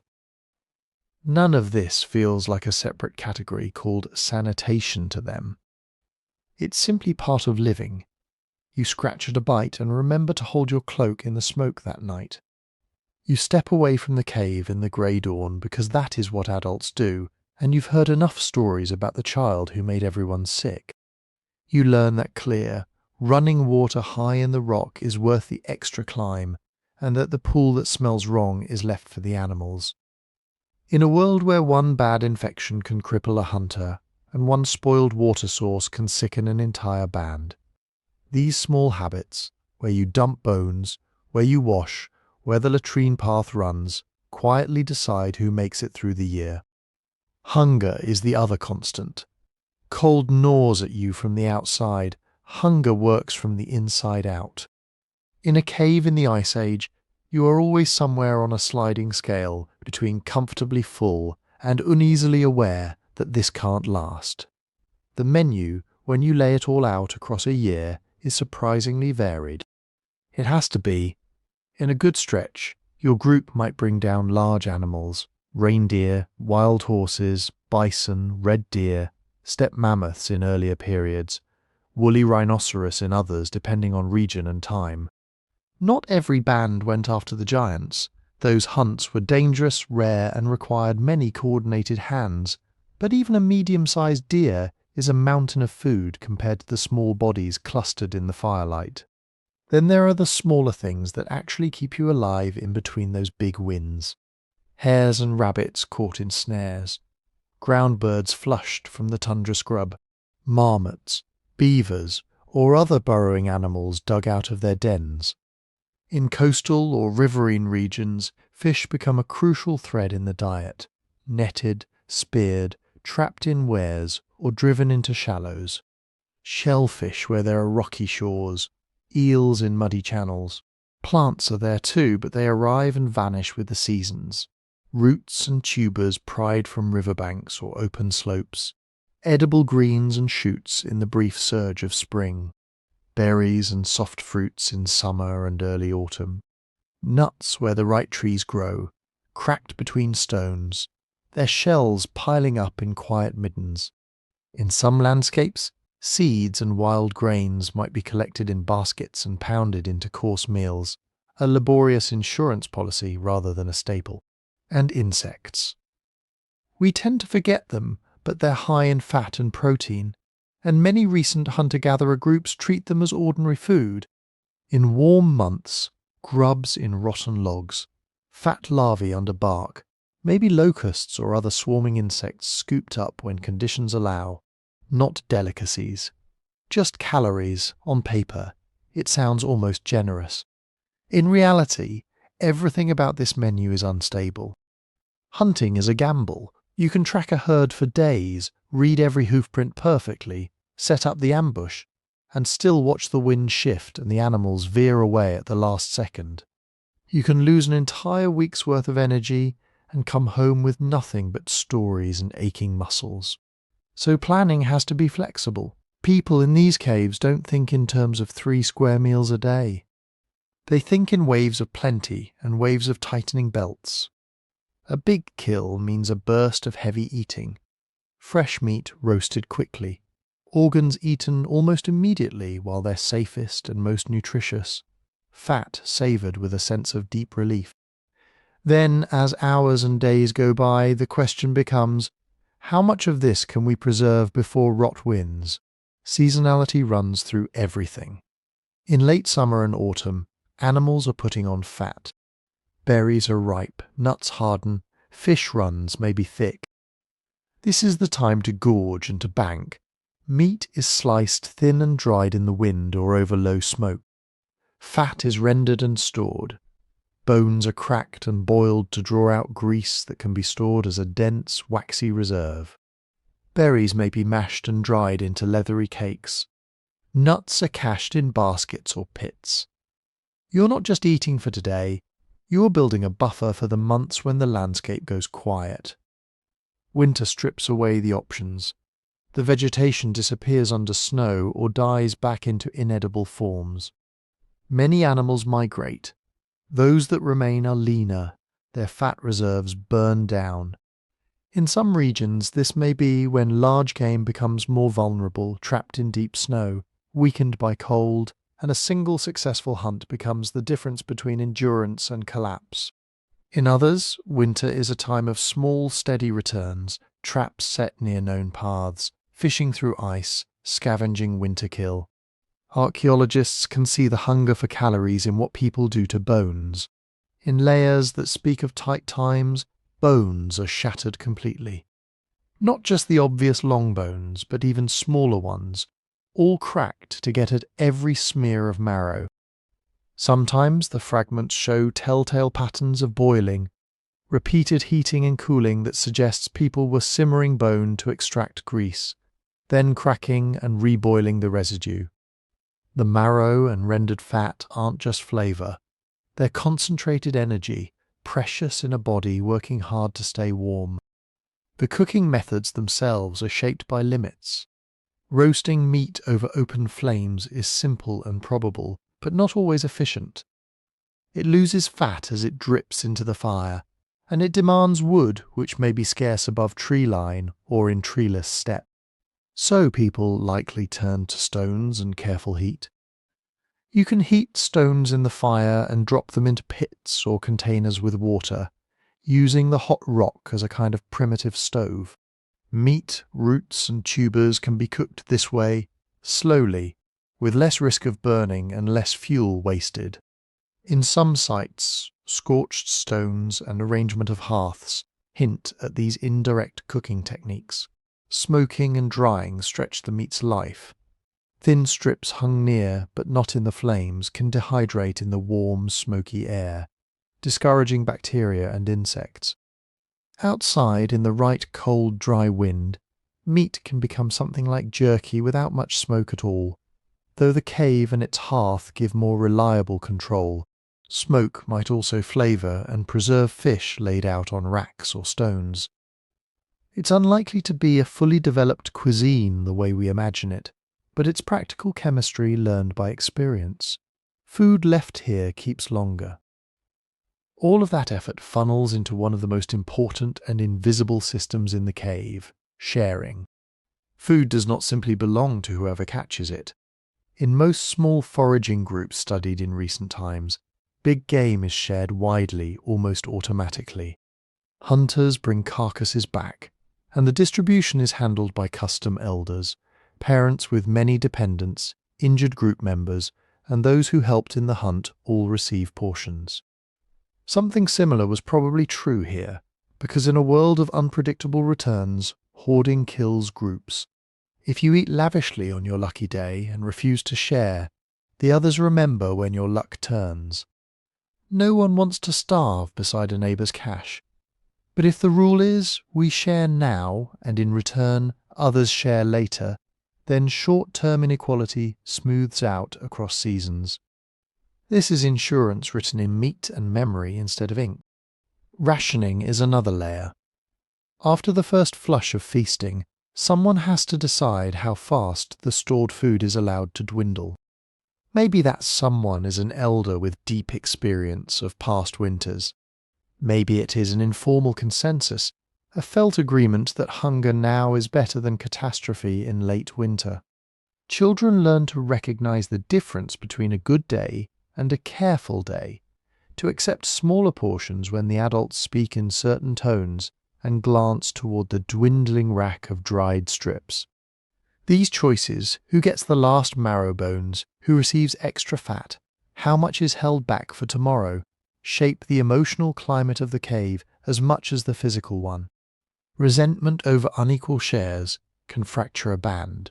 Fairness, or at least a sense of fairness, can bind it tighter than sinew. In the end, food in the Ice Age cave is never just food. It is risk and strategy, memory and promise, taken from a landscape that can't be counted on and turned, by skill and cooperation, into one more day, one more month, one more winter survived. If hunger is the constant pressure on your body, tools are the constant pressure on your mind. Every mouthful you eat has passed, directly or indirectly, through stone. Take away the romance of Stone Age for a moment and think in terms of jobs. You need to cut, to scrape, to pierce, to pound, to shape. You need to kill animals at a distance, open their bodies, strip their hides, work those hides into something soft and warm, carve wood, split bone, shave antler, slice plant fibres. Each of those tasks wants a slightly different edge. So in that cave, scattered around the hearths, you'd find a small universe of stone shapes. There are blades and flakes for cutting, long, narrow chips of high-quality flint or chert, sharp as a new razor the moment they leave the core. There are broader scrapers with deliberately blunted backs and steep edges, made to chew through fat and membrane along a hide without slicing through the skin itself. There are awl-like points for drilling holes through leather, bone, or wood. There are heavier, wedge-shaped tools to split joints, crack bones, lever things apart. Some are simple flakes struck off in a few blows when you need a quick edge. Others are the result of careful work, cores pre-shaped so that each strike produces a blade of predictable size and form. To make those, you have to see the tool inside the stone before it exists. You have to imagine multiple steps ahead. Archaeologists can read this invisible work from what's left behind. Stone tool making is noisy and messy. It throws off debris in distinctive patterns, rings of small razor-sharp chips scattered around where someone sat, the bigger discarded cores tossed a little farther away, the useful blades gathered carefully and carried off. In caves used over and over, these napping floors stack up in layers. One generation's work surface becomes the next generation's packed earth, then the next generation's floor again. Under a microscope, the tiny flakes have angles and fracture lines that show exactly how a piece was struck, and sometimes even whether the maker was right or left-handed. In some sites, there are child-sized zones, clumsy flaking, broken pieces, experiments. The quiet record of apprenticeship. Stone may dominate the archaeological record, but is only part of the toolkit. Bone, antler, and ivory fill in the gaps that stone can't handle well. They're softer, more flexible, easier to shape into long, thin, resilient forms. In later Ice Age levels in Europe and parts of Asia, you start to see fine polished bone points for hunting, barbed harpoons for fish and waterfowl, sleek spear tips that can punch into thick hide without shattering. And then, some of the most evocative objects of all, needles. Slender slivers of bone with eyes drilled or carved near one end. They're not common everywhere, and early dates are debated, but where they do appear they are a quiet revolution. An eyed needle implies more than simple animal skins draped over the shoulders. It implies fitted clothing, pieces cut to shape, sewn together with some precision. That in turn hints at patterning in the mind, knowing how flat pieces will wrap around a three-dimensional body. Even where needles themselves don't survive, there are pierced shells, drilled teeth, tiny holes through leather-hard bone. Something was being threaded through something else. Laces, ties, stitching. The line between tool and clothing technology is blurry here, and it runs straight through bone. Holding all of this together, stone and bone, wood and hide, is an invisible chemistry set of glues and bindings. Sinew, stripped from the long muscles of animals, is one of the most valuable materials in the cave. Dried and pounded, it separates into tough, fibrous strands that can be twisted into thread or cord. Wet, it's flexible. Dry, it shrinks and hardens, clamping down on whatever it's wrapped around. Tie a stone point to a wooden shaft with sinew, let it dry, and the binding becomes a kind of natural zip tie. Plant fibres probably played a similar role, though they almost never survive. Inner bark, grasses, roots twisted, braided, made into cords. In some rare waterlogged or frozen sites, early cordage appears, simple but effective. Even where we don't see the fibres themselves, we see the things that cordage would have made possible. Nets, traps, fish lines, bags, belts. Then there are the resins and tars, sticky substances distilled from trees or collected from natural seeps, heated and mixed with ash or plant matter to create primitive epoxies. Neanderthal birch bark tar is one of the best known examples. Little black clumps still attached to stone points, but similar adhesives likely existed wherever people had access to suitable trees. Exactly how widespread these glues were is debated, but once you know such a substance exists, its advantages are obvious. Resin plus sinew gives you a bond strong enough to survive shock, weather, and repeated use. All of this technology lives inside a rhythm that never stops. Use, damage, repair, reuse. A cutting blade dulls quickly on hide or meat or wood. At some point, its edge catches instead of slicing, and you feel that tiny drag in your hand. In the cave, that means another job, resharpening. You sit by the fire, turn the tool a certain way, and flick off a new series of tiny flakes, renewing the bite. Spear points break, shafts split, bindings loosen. A tool isn't simply abandoned when that happens, it's demoted, repurposed, given a second or third life. A snapped spear tip becomes a smaller knife. A broken blade becomes a scraper. An exhausted core is turned into a hammerstone. Very little that has been worked is casually thrown away when raw material is precious, and the nearest quarry might be a day's walk or more. This constant maintenance turns the cave into a kind of workshop. There are places where people tended to sit while they mended things, and the floor remembers, clusters of tiny resharpening flakes around particular hearths, concentrations of bone shavings in other spots. You can almost see the evening scene in the patterns. Hunters pulling out their spears, checking points, replacing damaged ones, others smoothing a new bone awl or carving fresh antler barbs or rewrapping a loose blade with damp sinew. Tool choices in this world are not just about the present moment. They're about the next walk, the next season, the next move. Highly mobile groups favour versatile, maintainable tools, blades that can be resharpened many times, composite weapons where only the tip needs replacing, light cores of especially good stone carried from camp to camp like portable quarries. Other tools are clearly meant to stay in place. Heavy grinding stones, anvils, piles of poor quality rock, good only for quick, rough flakes. When archaeologists map these patterns, they can see how people expected to use a cave, short stop, seasonal base, or long-term hub in a wider circuit. In the end, the cave's tools are like its fire. You notice the blaze, the drama of the hunt, the fresh kill, the first bite of roasted meat, but not the endless work of feeding and tending the coals. In the same way, you notice the moment a spear strikes home, not the hours of shaping stone, smoothing bone, twisting sinew, and quiet repair that made that moment possible. Living in an Ice Age cave means carrying all of that in your hands and in your head every single day. If tools are the constant pressure on your mind, cold is the constant pressure on your skin. In an Ice Age cave, you do not have the option of being careless about clothing. It is not decoration, it is not comfort.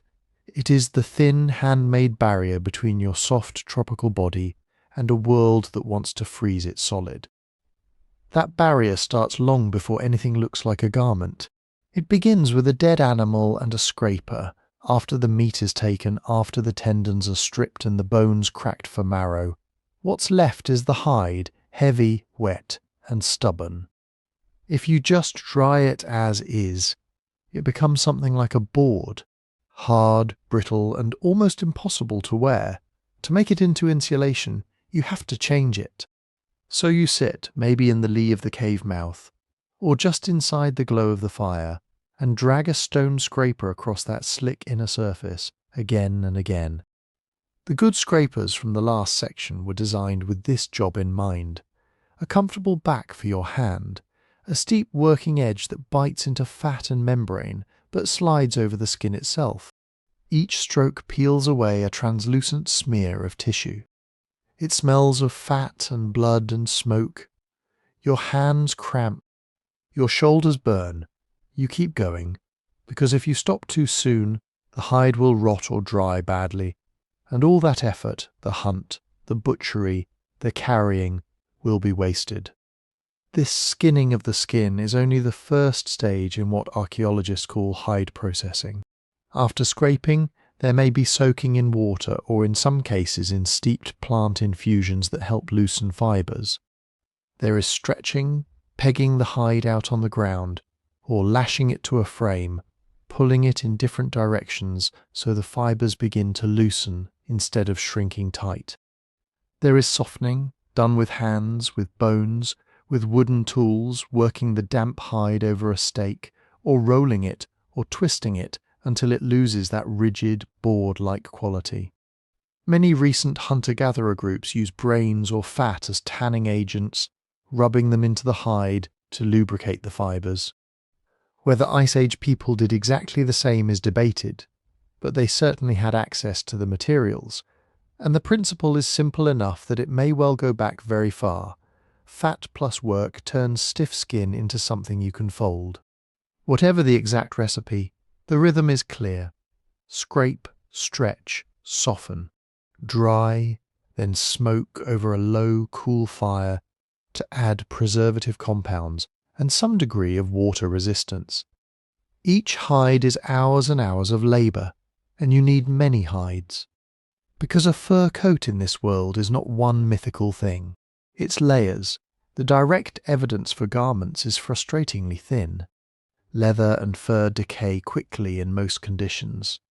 In most caves, what's left after tens of thousands of years is stone, bone, teeth, maybe some charcoal and a few hardened lumps of resin. The coats, leggings, mittens, hats, they almost always vanish. So we have to read clothing from the shadows it casts. One of those shadows is the toolkit, awls and needles. Simple awls, pointed bone or antler pieces used to punch holes are widespread and old.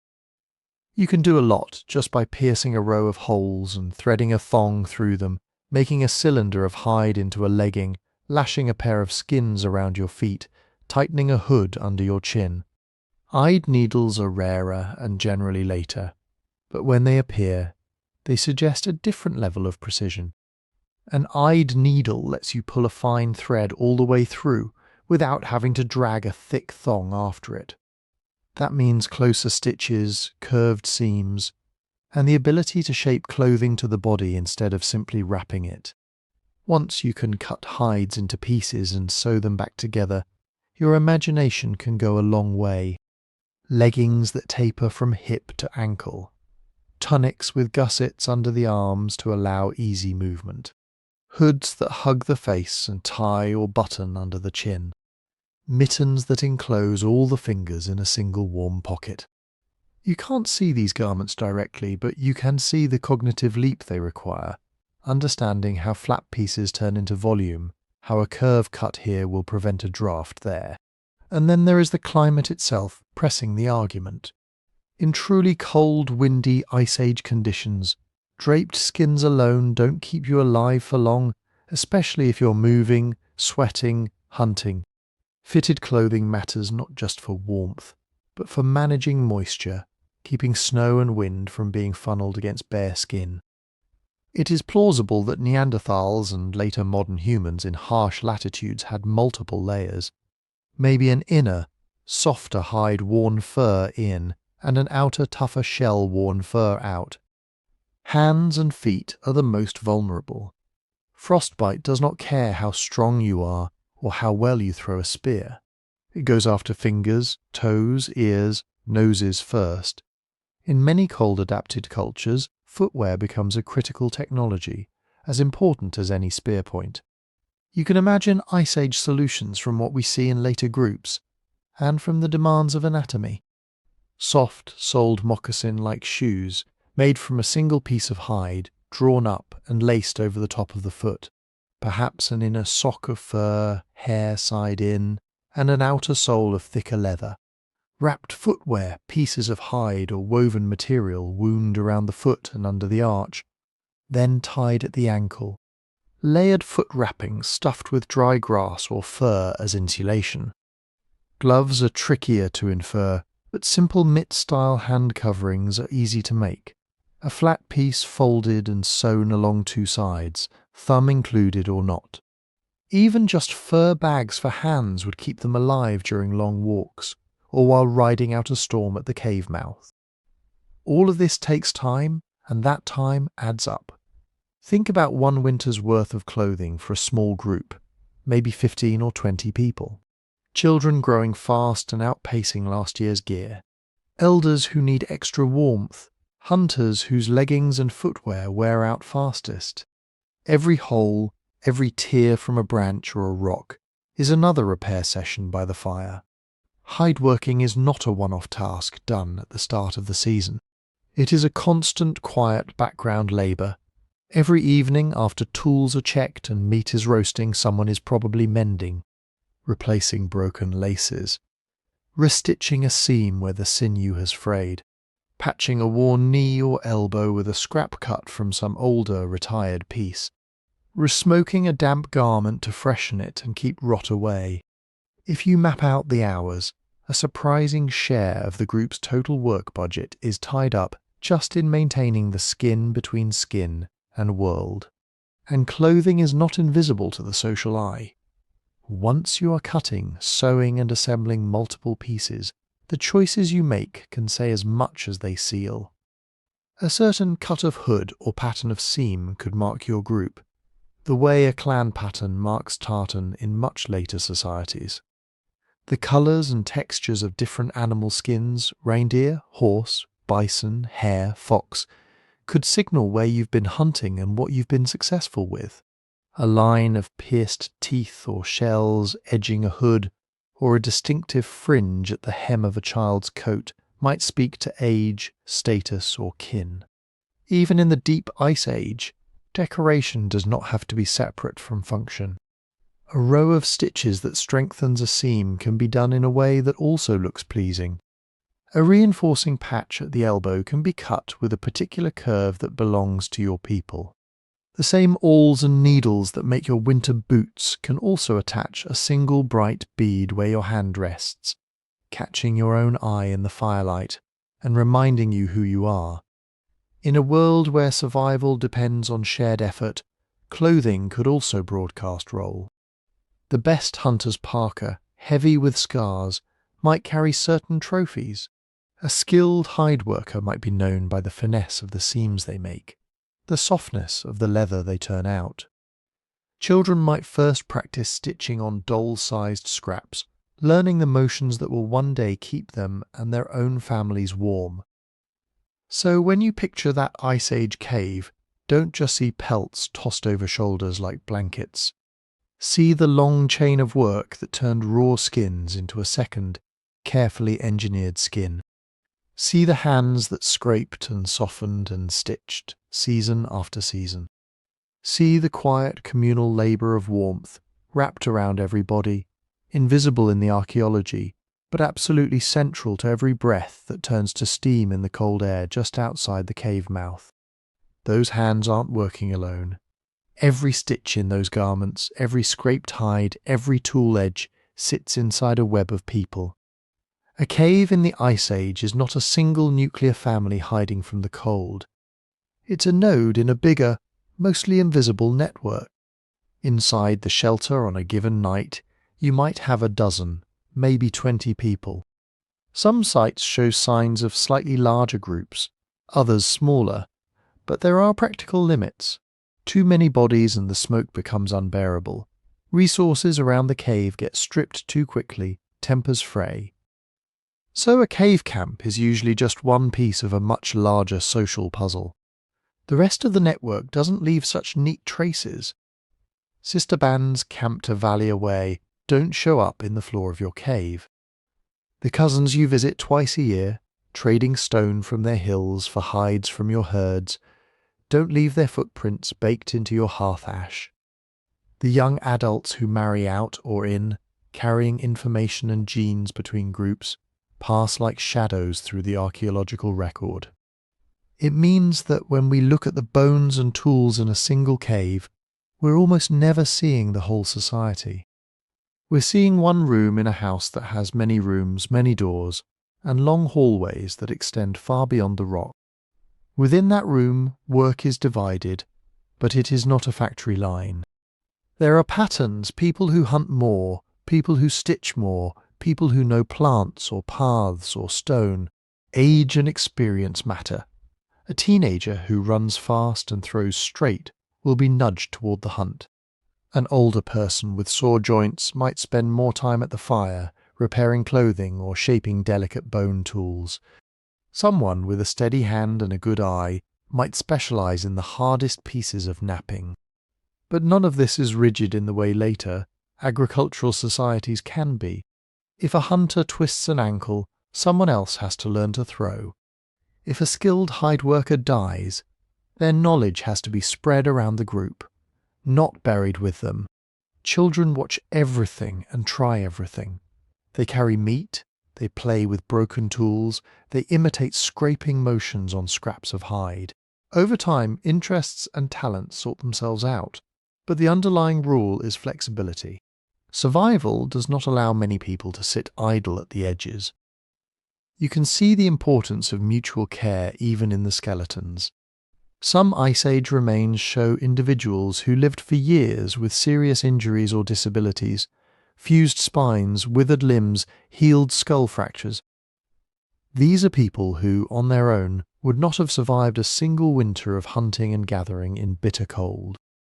Yet their bones healed, which implies time, food, protection. Someone kept bringing them meat. Someone kept them warm, moved them when the group moved, made sure they didn't fall into the fire. The same is true for the very young and the very old. Infants cannot keep themselves warm or safe in a cave full of stone and fire. They need constant tending, feeding, being walked and rocked and soothed. Toddlers need watching near hearths and steep drop-offs. Elders, even if they no longer hunt, may be slow on dangerous ground. In a small group, these needs are not side issues. They are central to daily logistics. The payoff is experience and memory. An elder who can no longer chase reindeer can still remember where a certain river floods in late spring, or which slope holds edible roots after the snow melts. A person who must stay by the fire can watch children, mend gear, tell stories that sharpen young ears to the sounds of danger. A child who survives because many hands cared for them grows up to add their labour and their own memories to the group. Conflict sits inside this intimacy too. When only a dozen or so people share one smoky, echoing space, grievances don't have far to go. Someone takes more than their share of fat from the pot. Someone leaves their tools in the way. Someone's arrow injures another hunter in a crowded drive. Jealousies over mates, over status, over hunting luck can flare quickly. We don't have written records of arguments, but we do have broken noses that healed, skulls with blunt trauma that didn't, and burned layers in some sites that might speak of sudden violence. Not every dispute ends with calm words.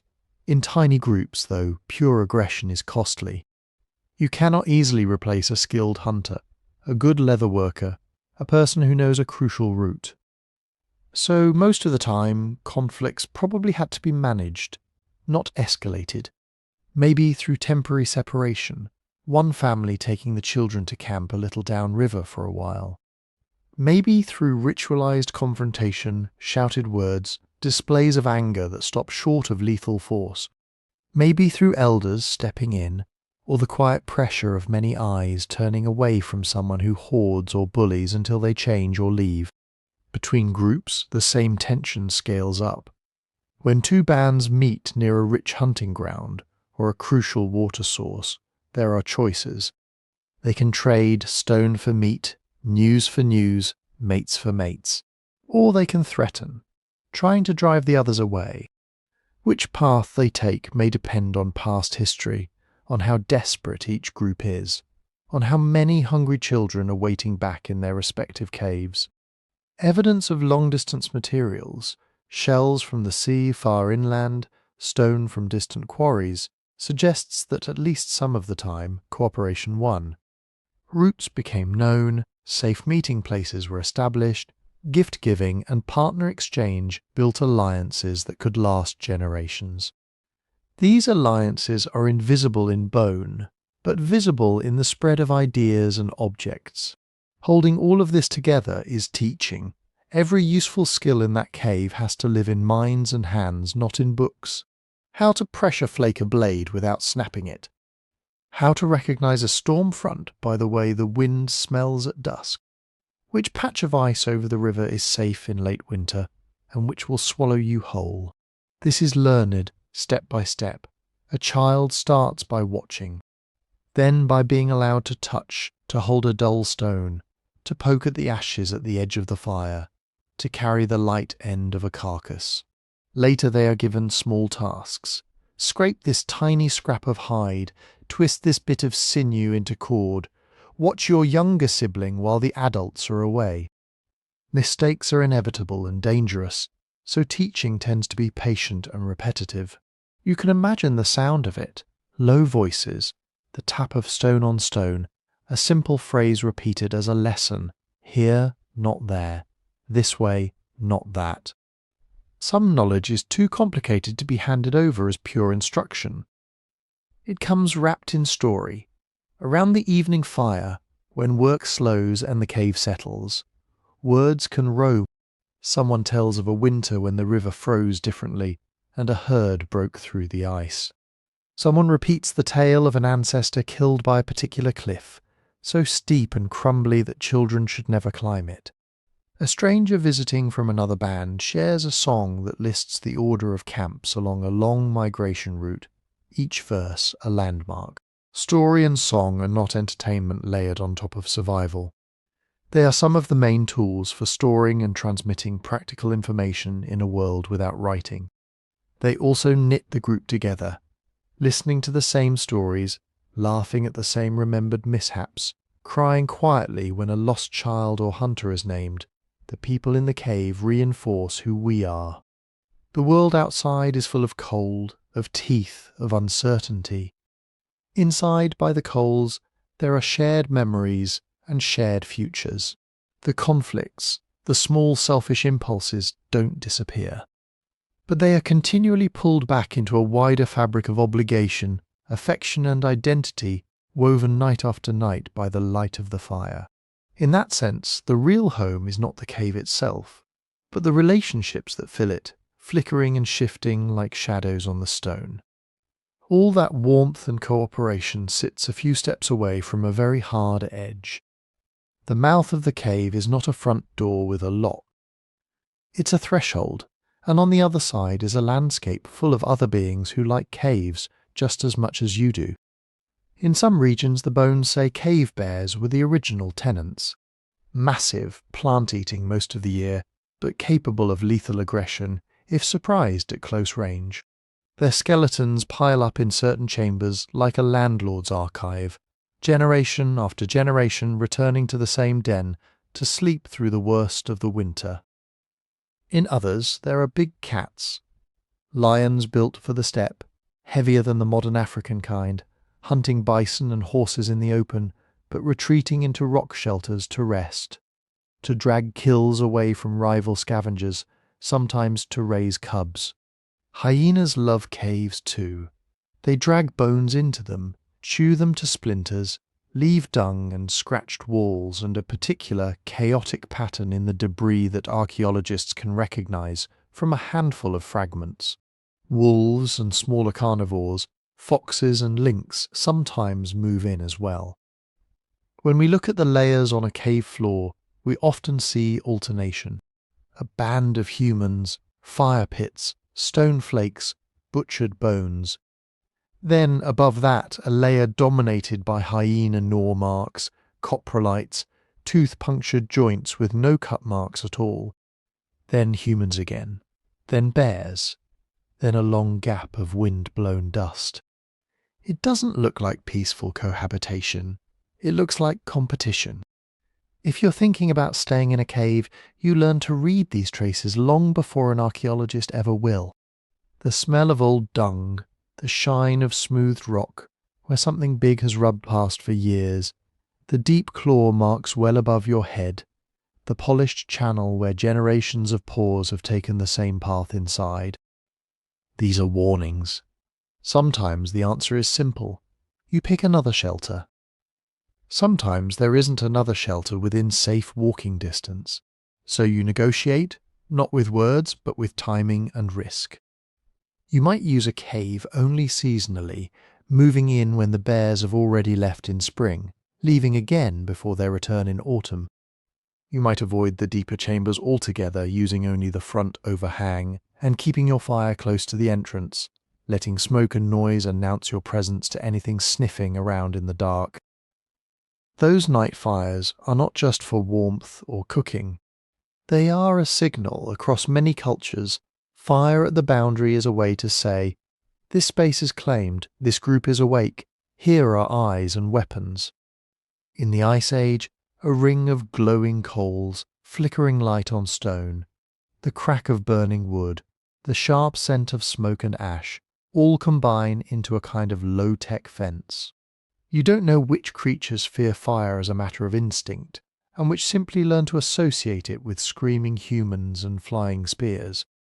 You just know that most of the time, keeping it burning near the threshold seems to keep teeth at a distance.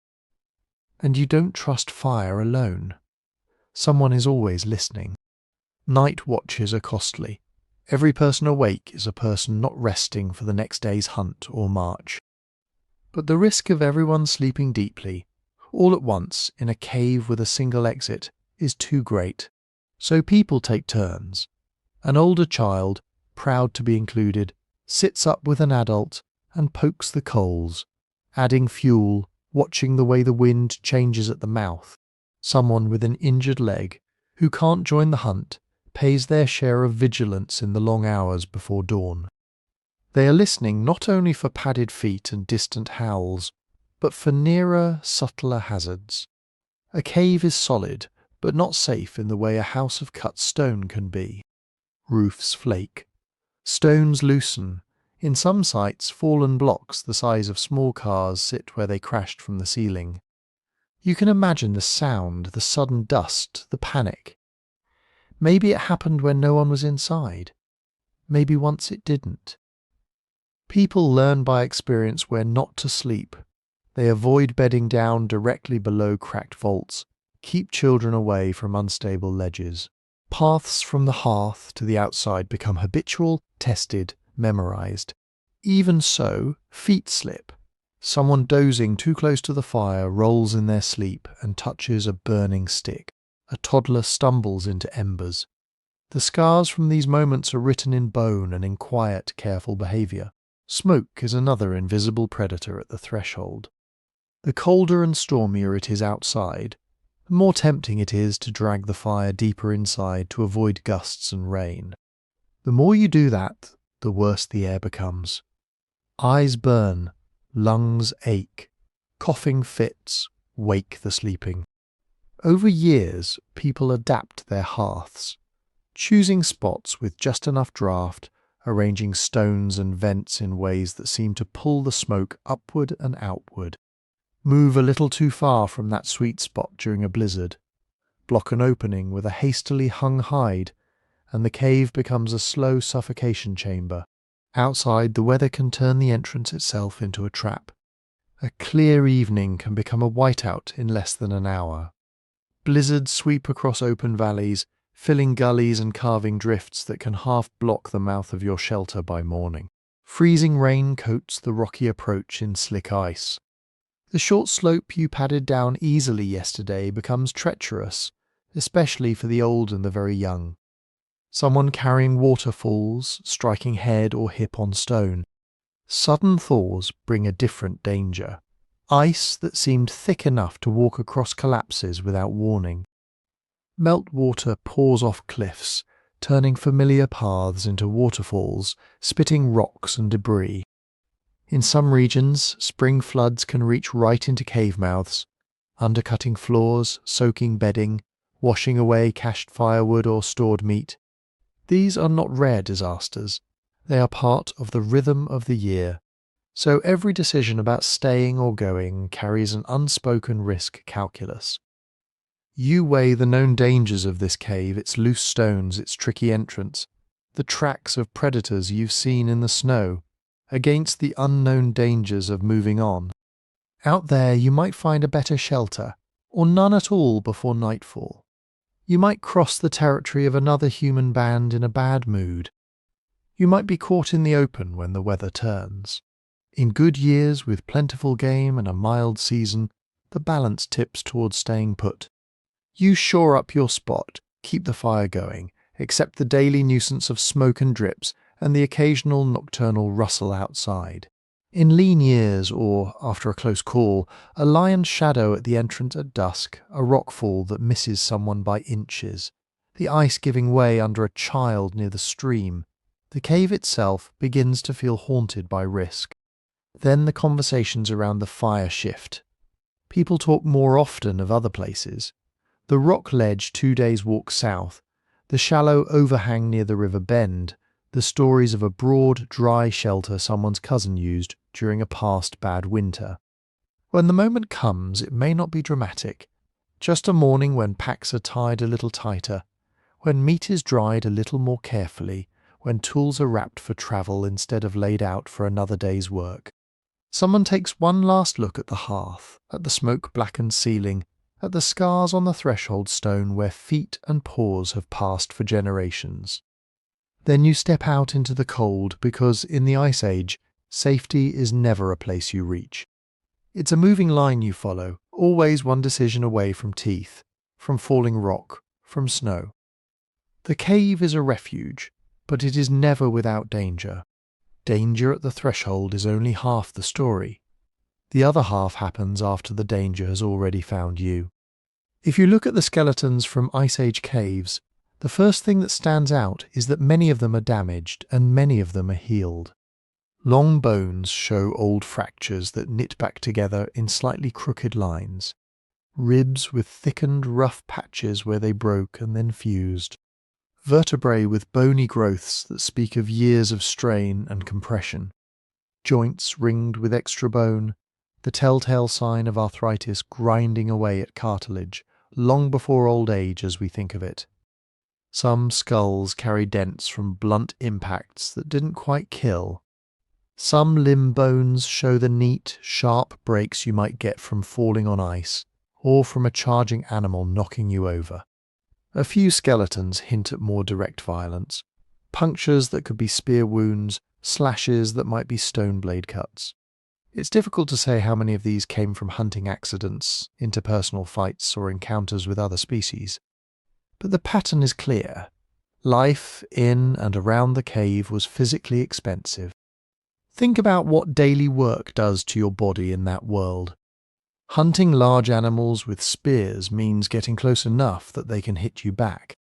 A misjudged step, a slip on a bloody rock, a bison swinging its horned head at just the wrong moment, and your leg or ribs are broken.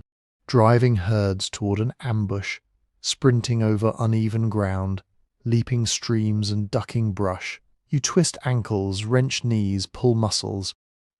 Butchering frozen carcasses with stone tools all winter in flames, wrists and elbows. Carrying water in heavy skins up icy paths, hauling firewood, scraping hides for hours, stooping to nap stone, it all adds up to chronic back pain and joint stress. Recovery looks different when there are no hospitals, but there is still knowledge. A broken forearm might be straightened as best as possible, and bound tightly with strips of hide, splintered with wood or bone, then cradled against the chest. A broken leg could be more serious. The injured person might be unable to walk for weeks. They will need to be carried or helped to the hearth, fed their share, kept warm. Hunting becomes that much harder for the whole band because one pair of hands is out of commission. The evidence that many of these broken bones healed reasonably well implies something important. People with serious injuries were not simply abandoned. They were looked after. Pain management is one of those quiet technologies that rarely leaves direct traces, but we can make some cautious guesses. Rest is the first and most obvious remedy, taking someone out of the hunt, letting them lie near the fire, doing their work for them while the body knits itself. Heat helps too. Stones warmed in the embers, pressed carefully against aching joints or stiff muscles, can bring real relief. Splinting and binding are simple, almost instinctive responses once you've seen a limb hang at the wrong angle. Even without written instructions, people can learn from trial, error, and imitation which positions heal better, which bindings keep a bone still without cutting off circulation. Over generations, that experience becomes shared wisdom. How to set a wrist, how to support a rib cage, how long before someone can try to walk again.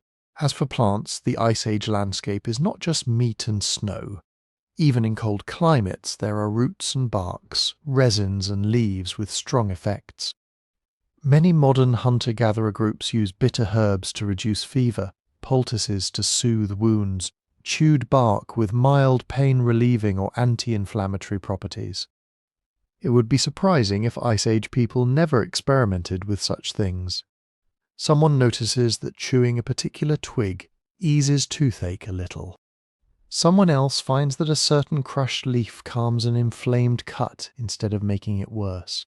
These observations might spread through families, become part of the whispered toolkit of healing. Not magical cures, and certainly not standardized medicine. Just a growing library of "this seems to help," tucked in the minds of those who pay attention to both plants and pain. Teeth tell another part of the story. Under a microscope, the enamel of Ice Age teeth often shows lines and defects that form when growth is interrupted, stress markers from times when the body didn't have enough to build with. These lines are especially common in childhood teeth.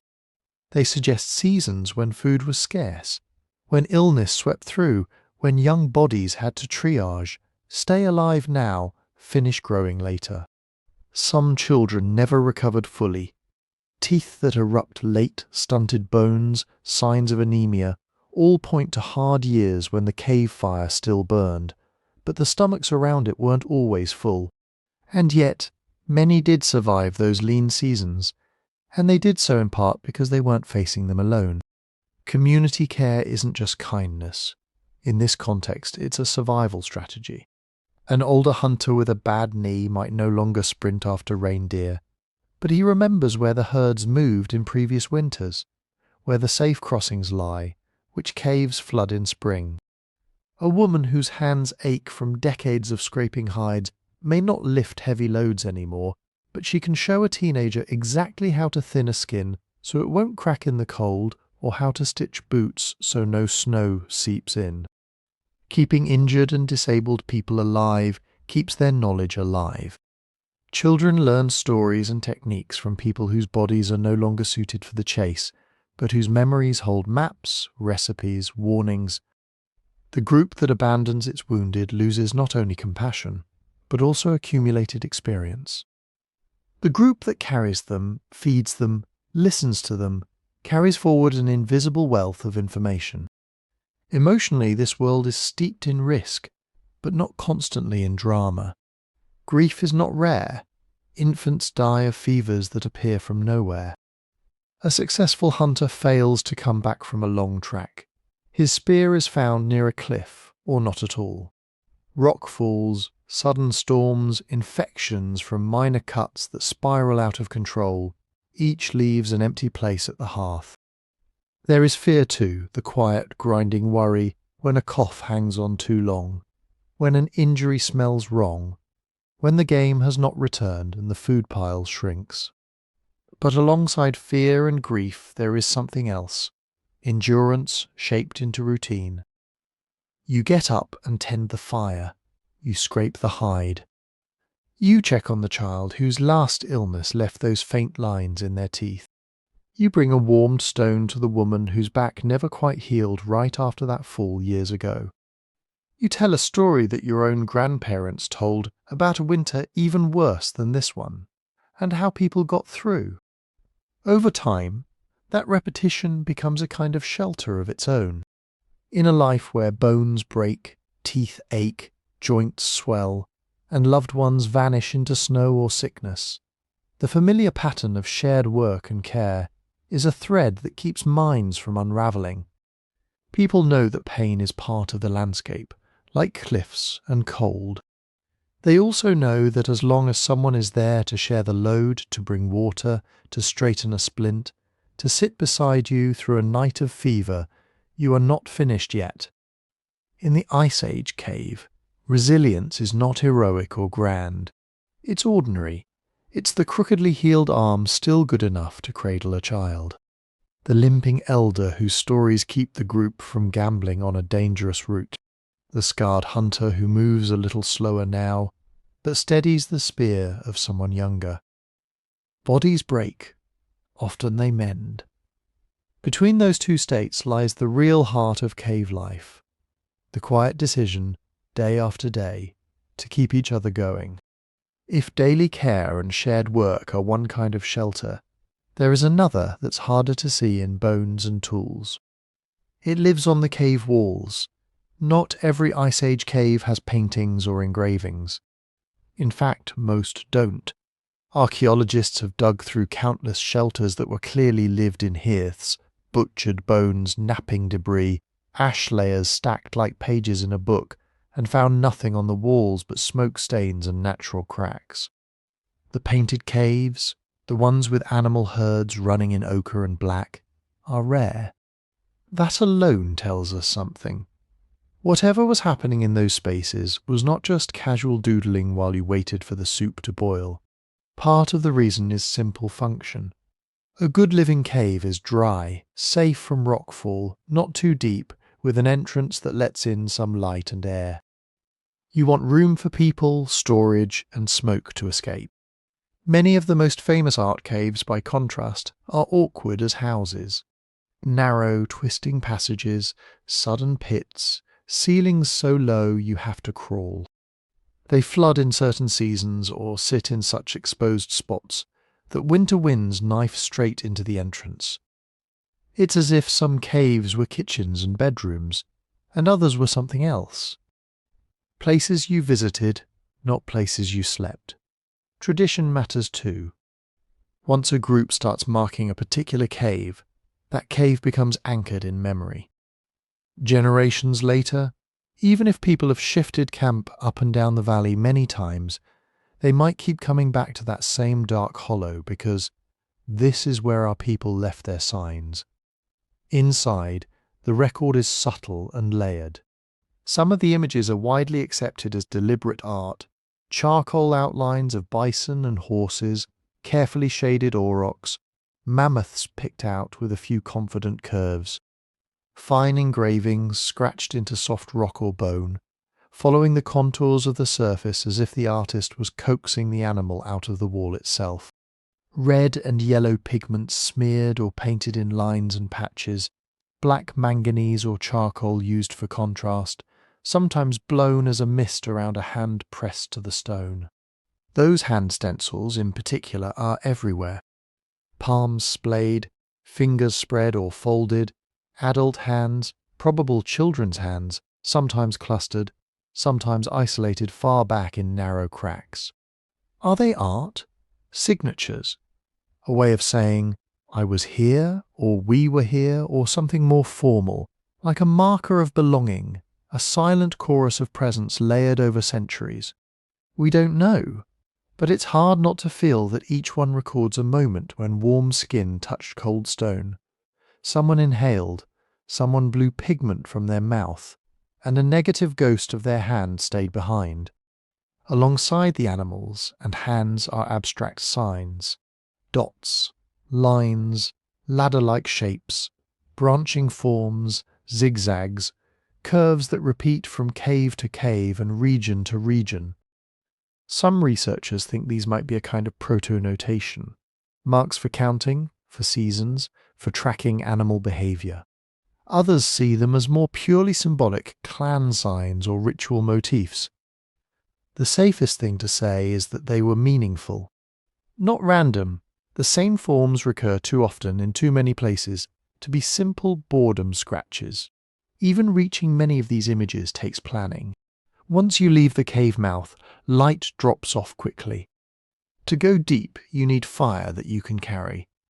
Archaeologists find clusters of small charcoal fragments, soot stains high on the ceiling, circles of blackened stone far from any main living area, the footprints of torches and temporary hearths. Someone had to prepare those torches, dry wood or twisted resin-rich branches, maybe wrapped in bark or coated with fat to burn longer. Someone had to carry extra fuel, keep embers alive, manage the smoke in cramped air. If a group brought children, they had to decide who stayed near the entrance and who ventured into the narrowest passages. It's not a casual stroll, it's a deliberate expedition into the body of the hill. You move in a bubble of flickering light. Outside, there is the wide, cold sky, the wind, the smell of snow and animals. Inside, there is damp stone, echoes, the drip of water in the distance, the sudden close presence of a painted bison's flank swelling out of the dark as the torchlight catches it. What were they doing there? This is where interpretation becomes slippery. It's tempting to say ritual, magic, religion, and think we've explained it. But those are our words, built from our categories. Maybe some images were hunting magic, attempts to influence the herds that meant life or death. Maybe some marked stories, tales of particular hunts, storms, ancestors, spirits. Maybe some were teaching tools, ways to show children what animals look like, how they move, where to aim a spear. Maybe some were more private, the Ice Age equivalent of a carved love token or a personal mark left in a hidden place.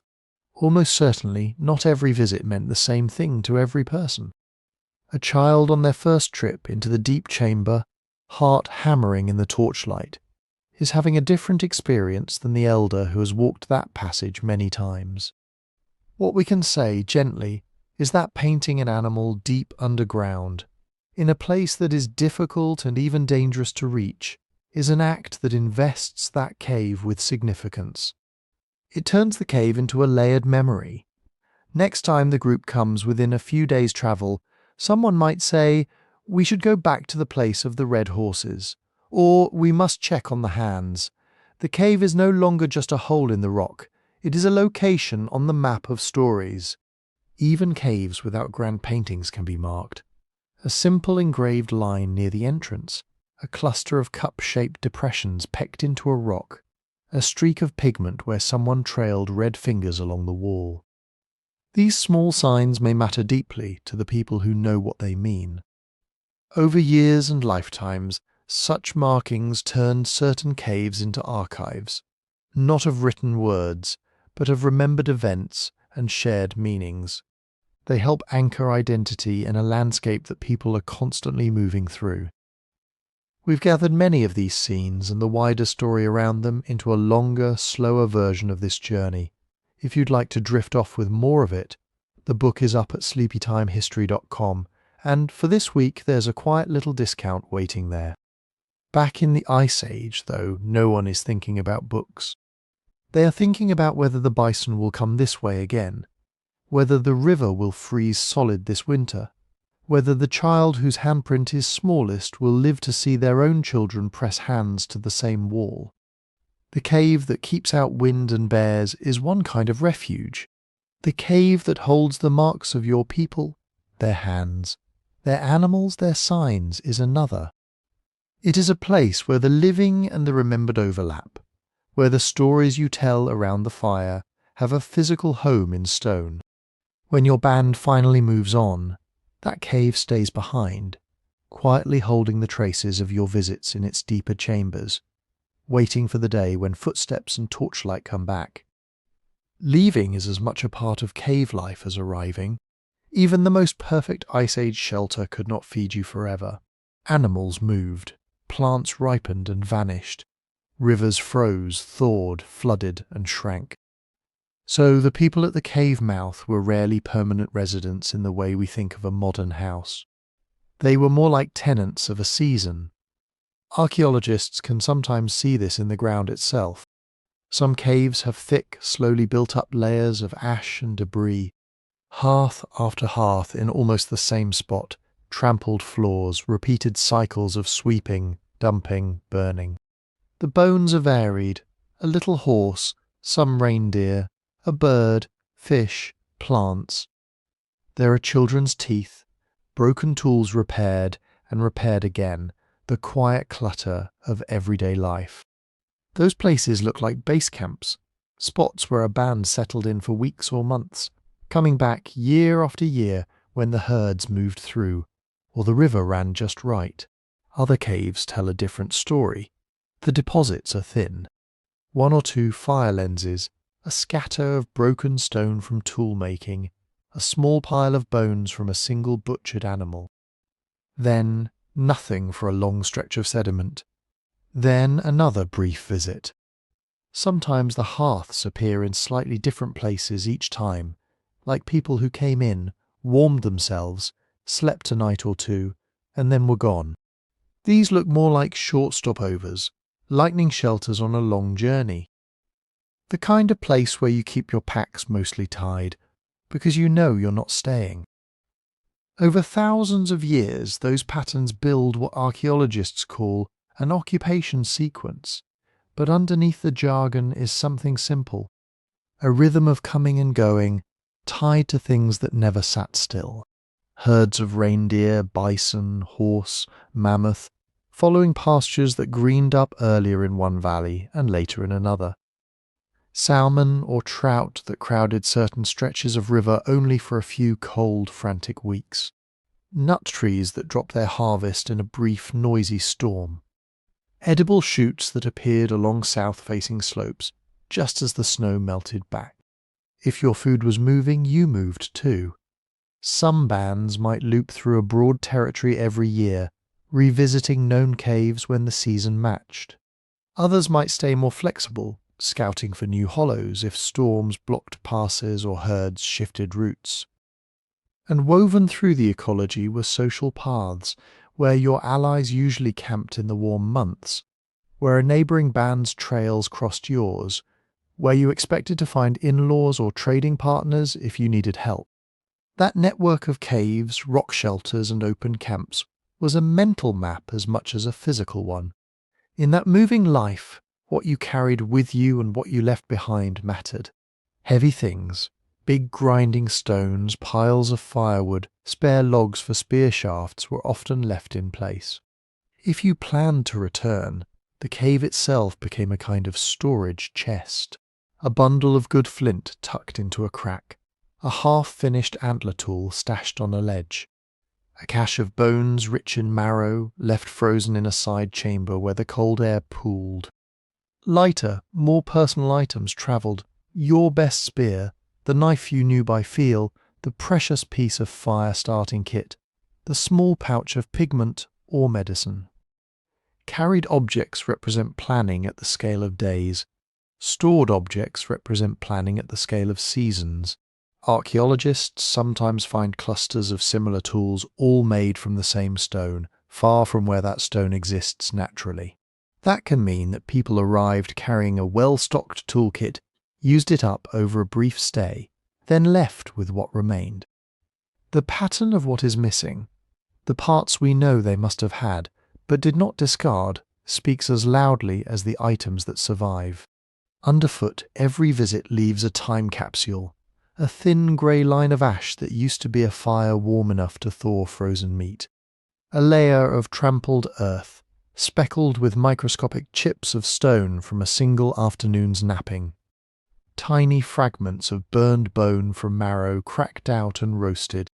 In rare lucky cases even footprints, a heel pressed into soft clay, a child's toes beside it, filled later with silt and preserved like fossils of motion. To us these are levels in a profile drawing. To them they were moments that passed without remark.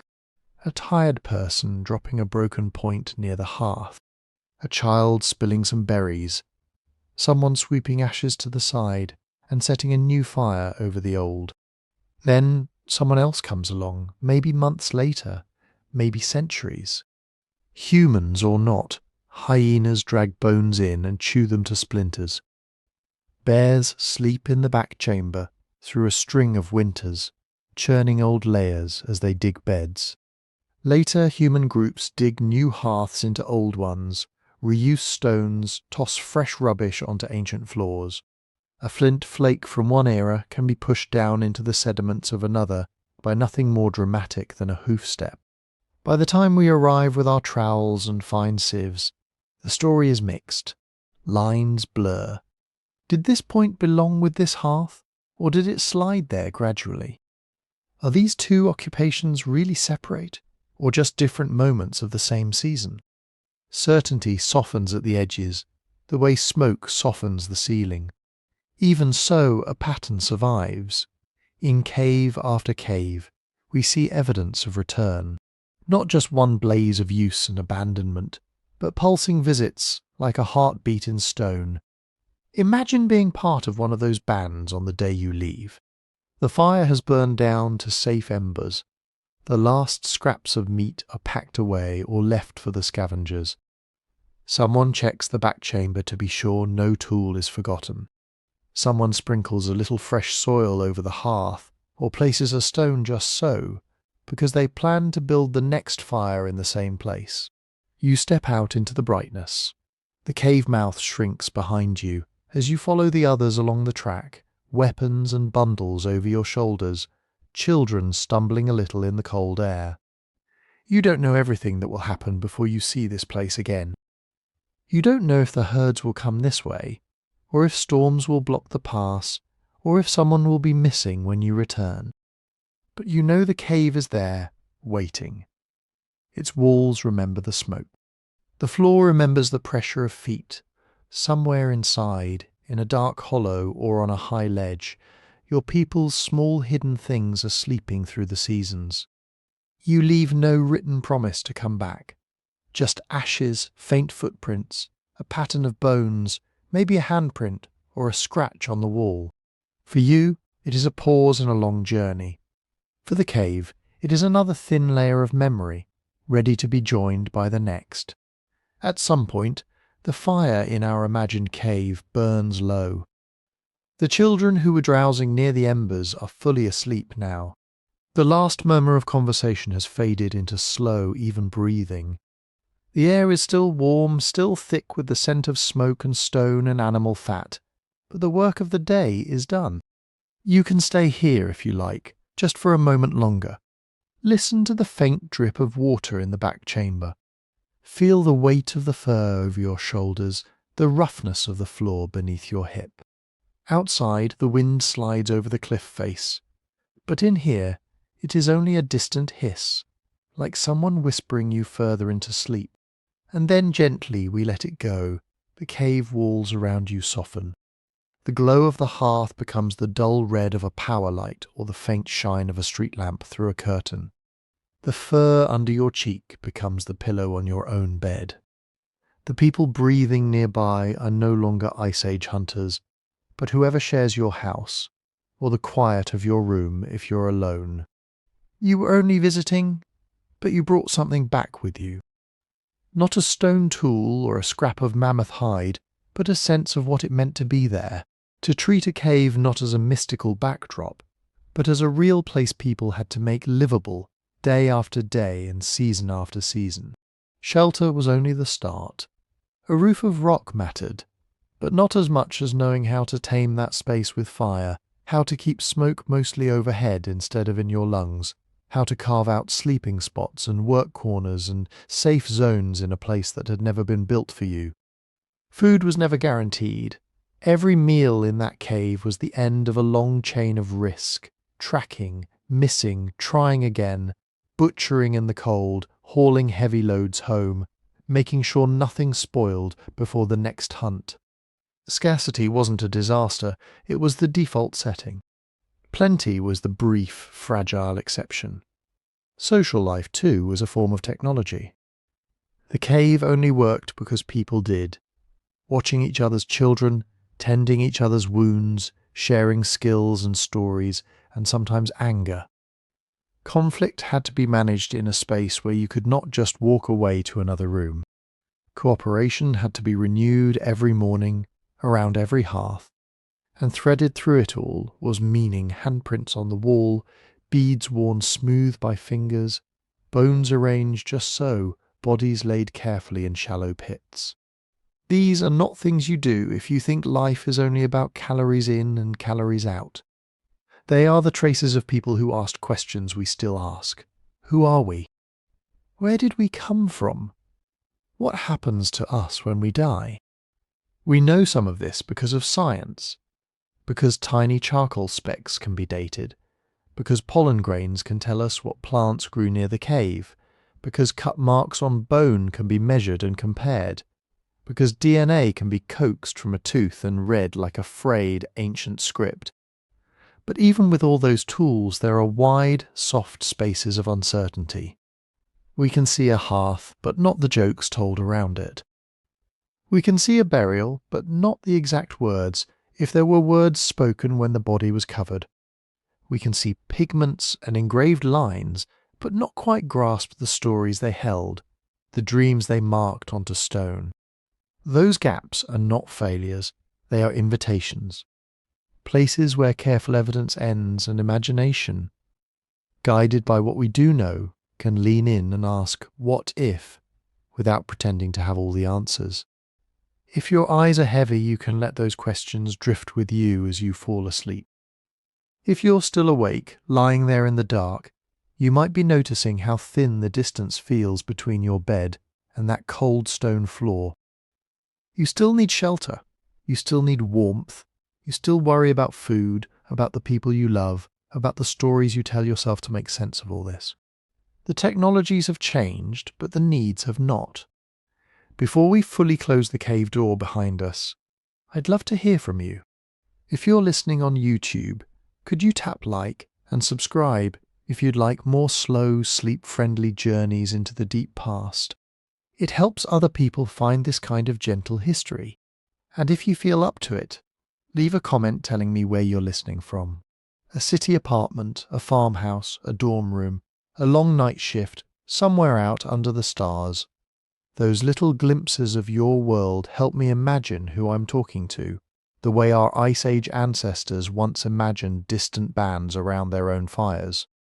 If this kind of prehistory makes you curious, I've also put together a book collecting more of these quiet stories about our earliest relatives and their hidden worlds.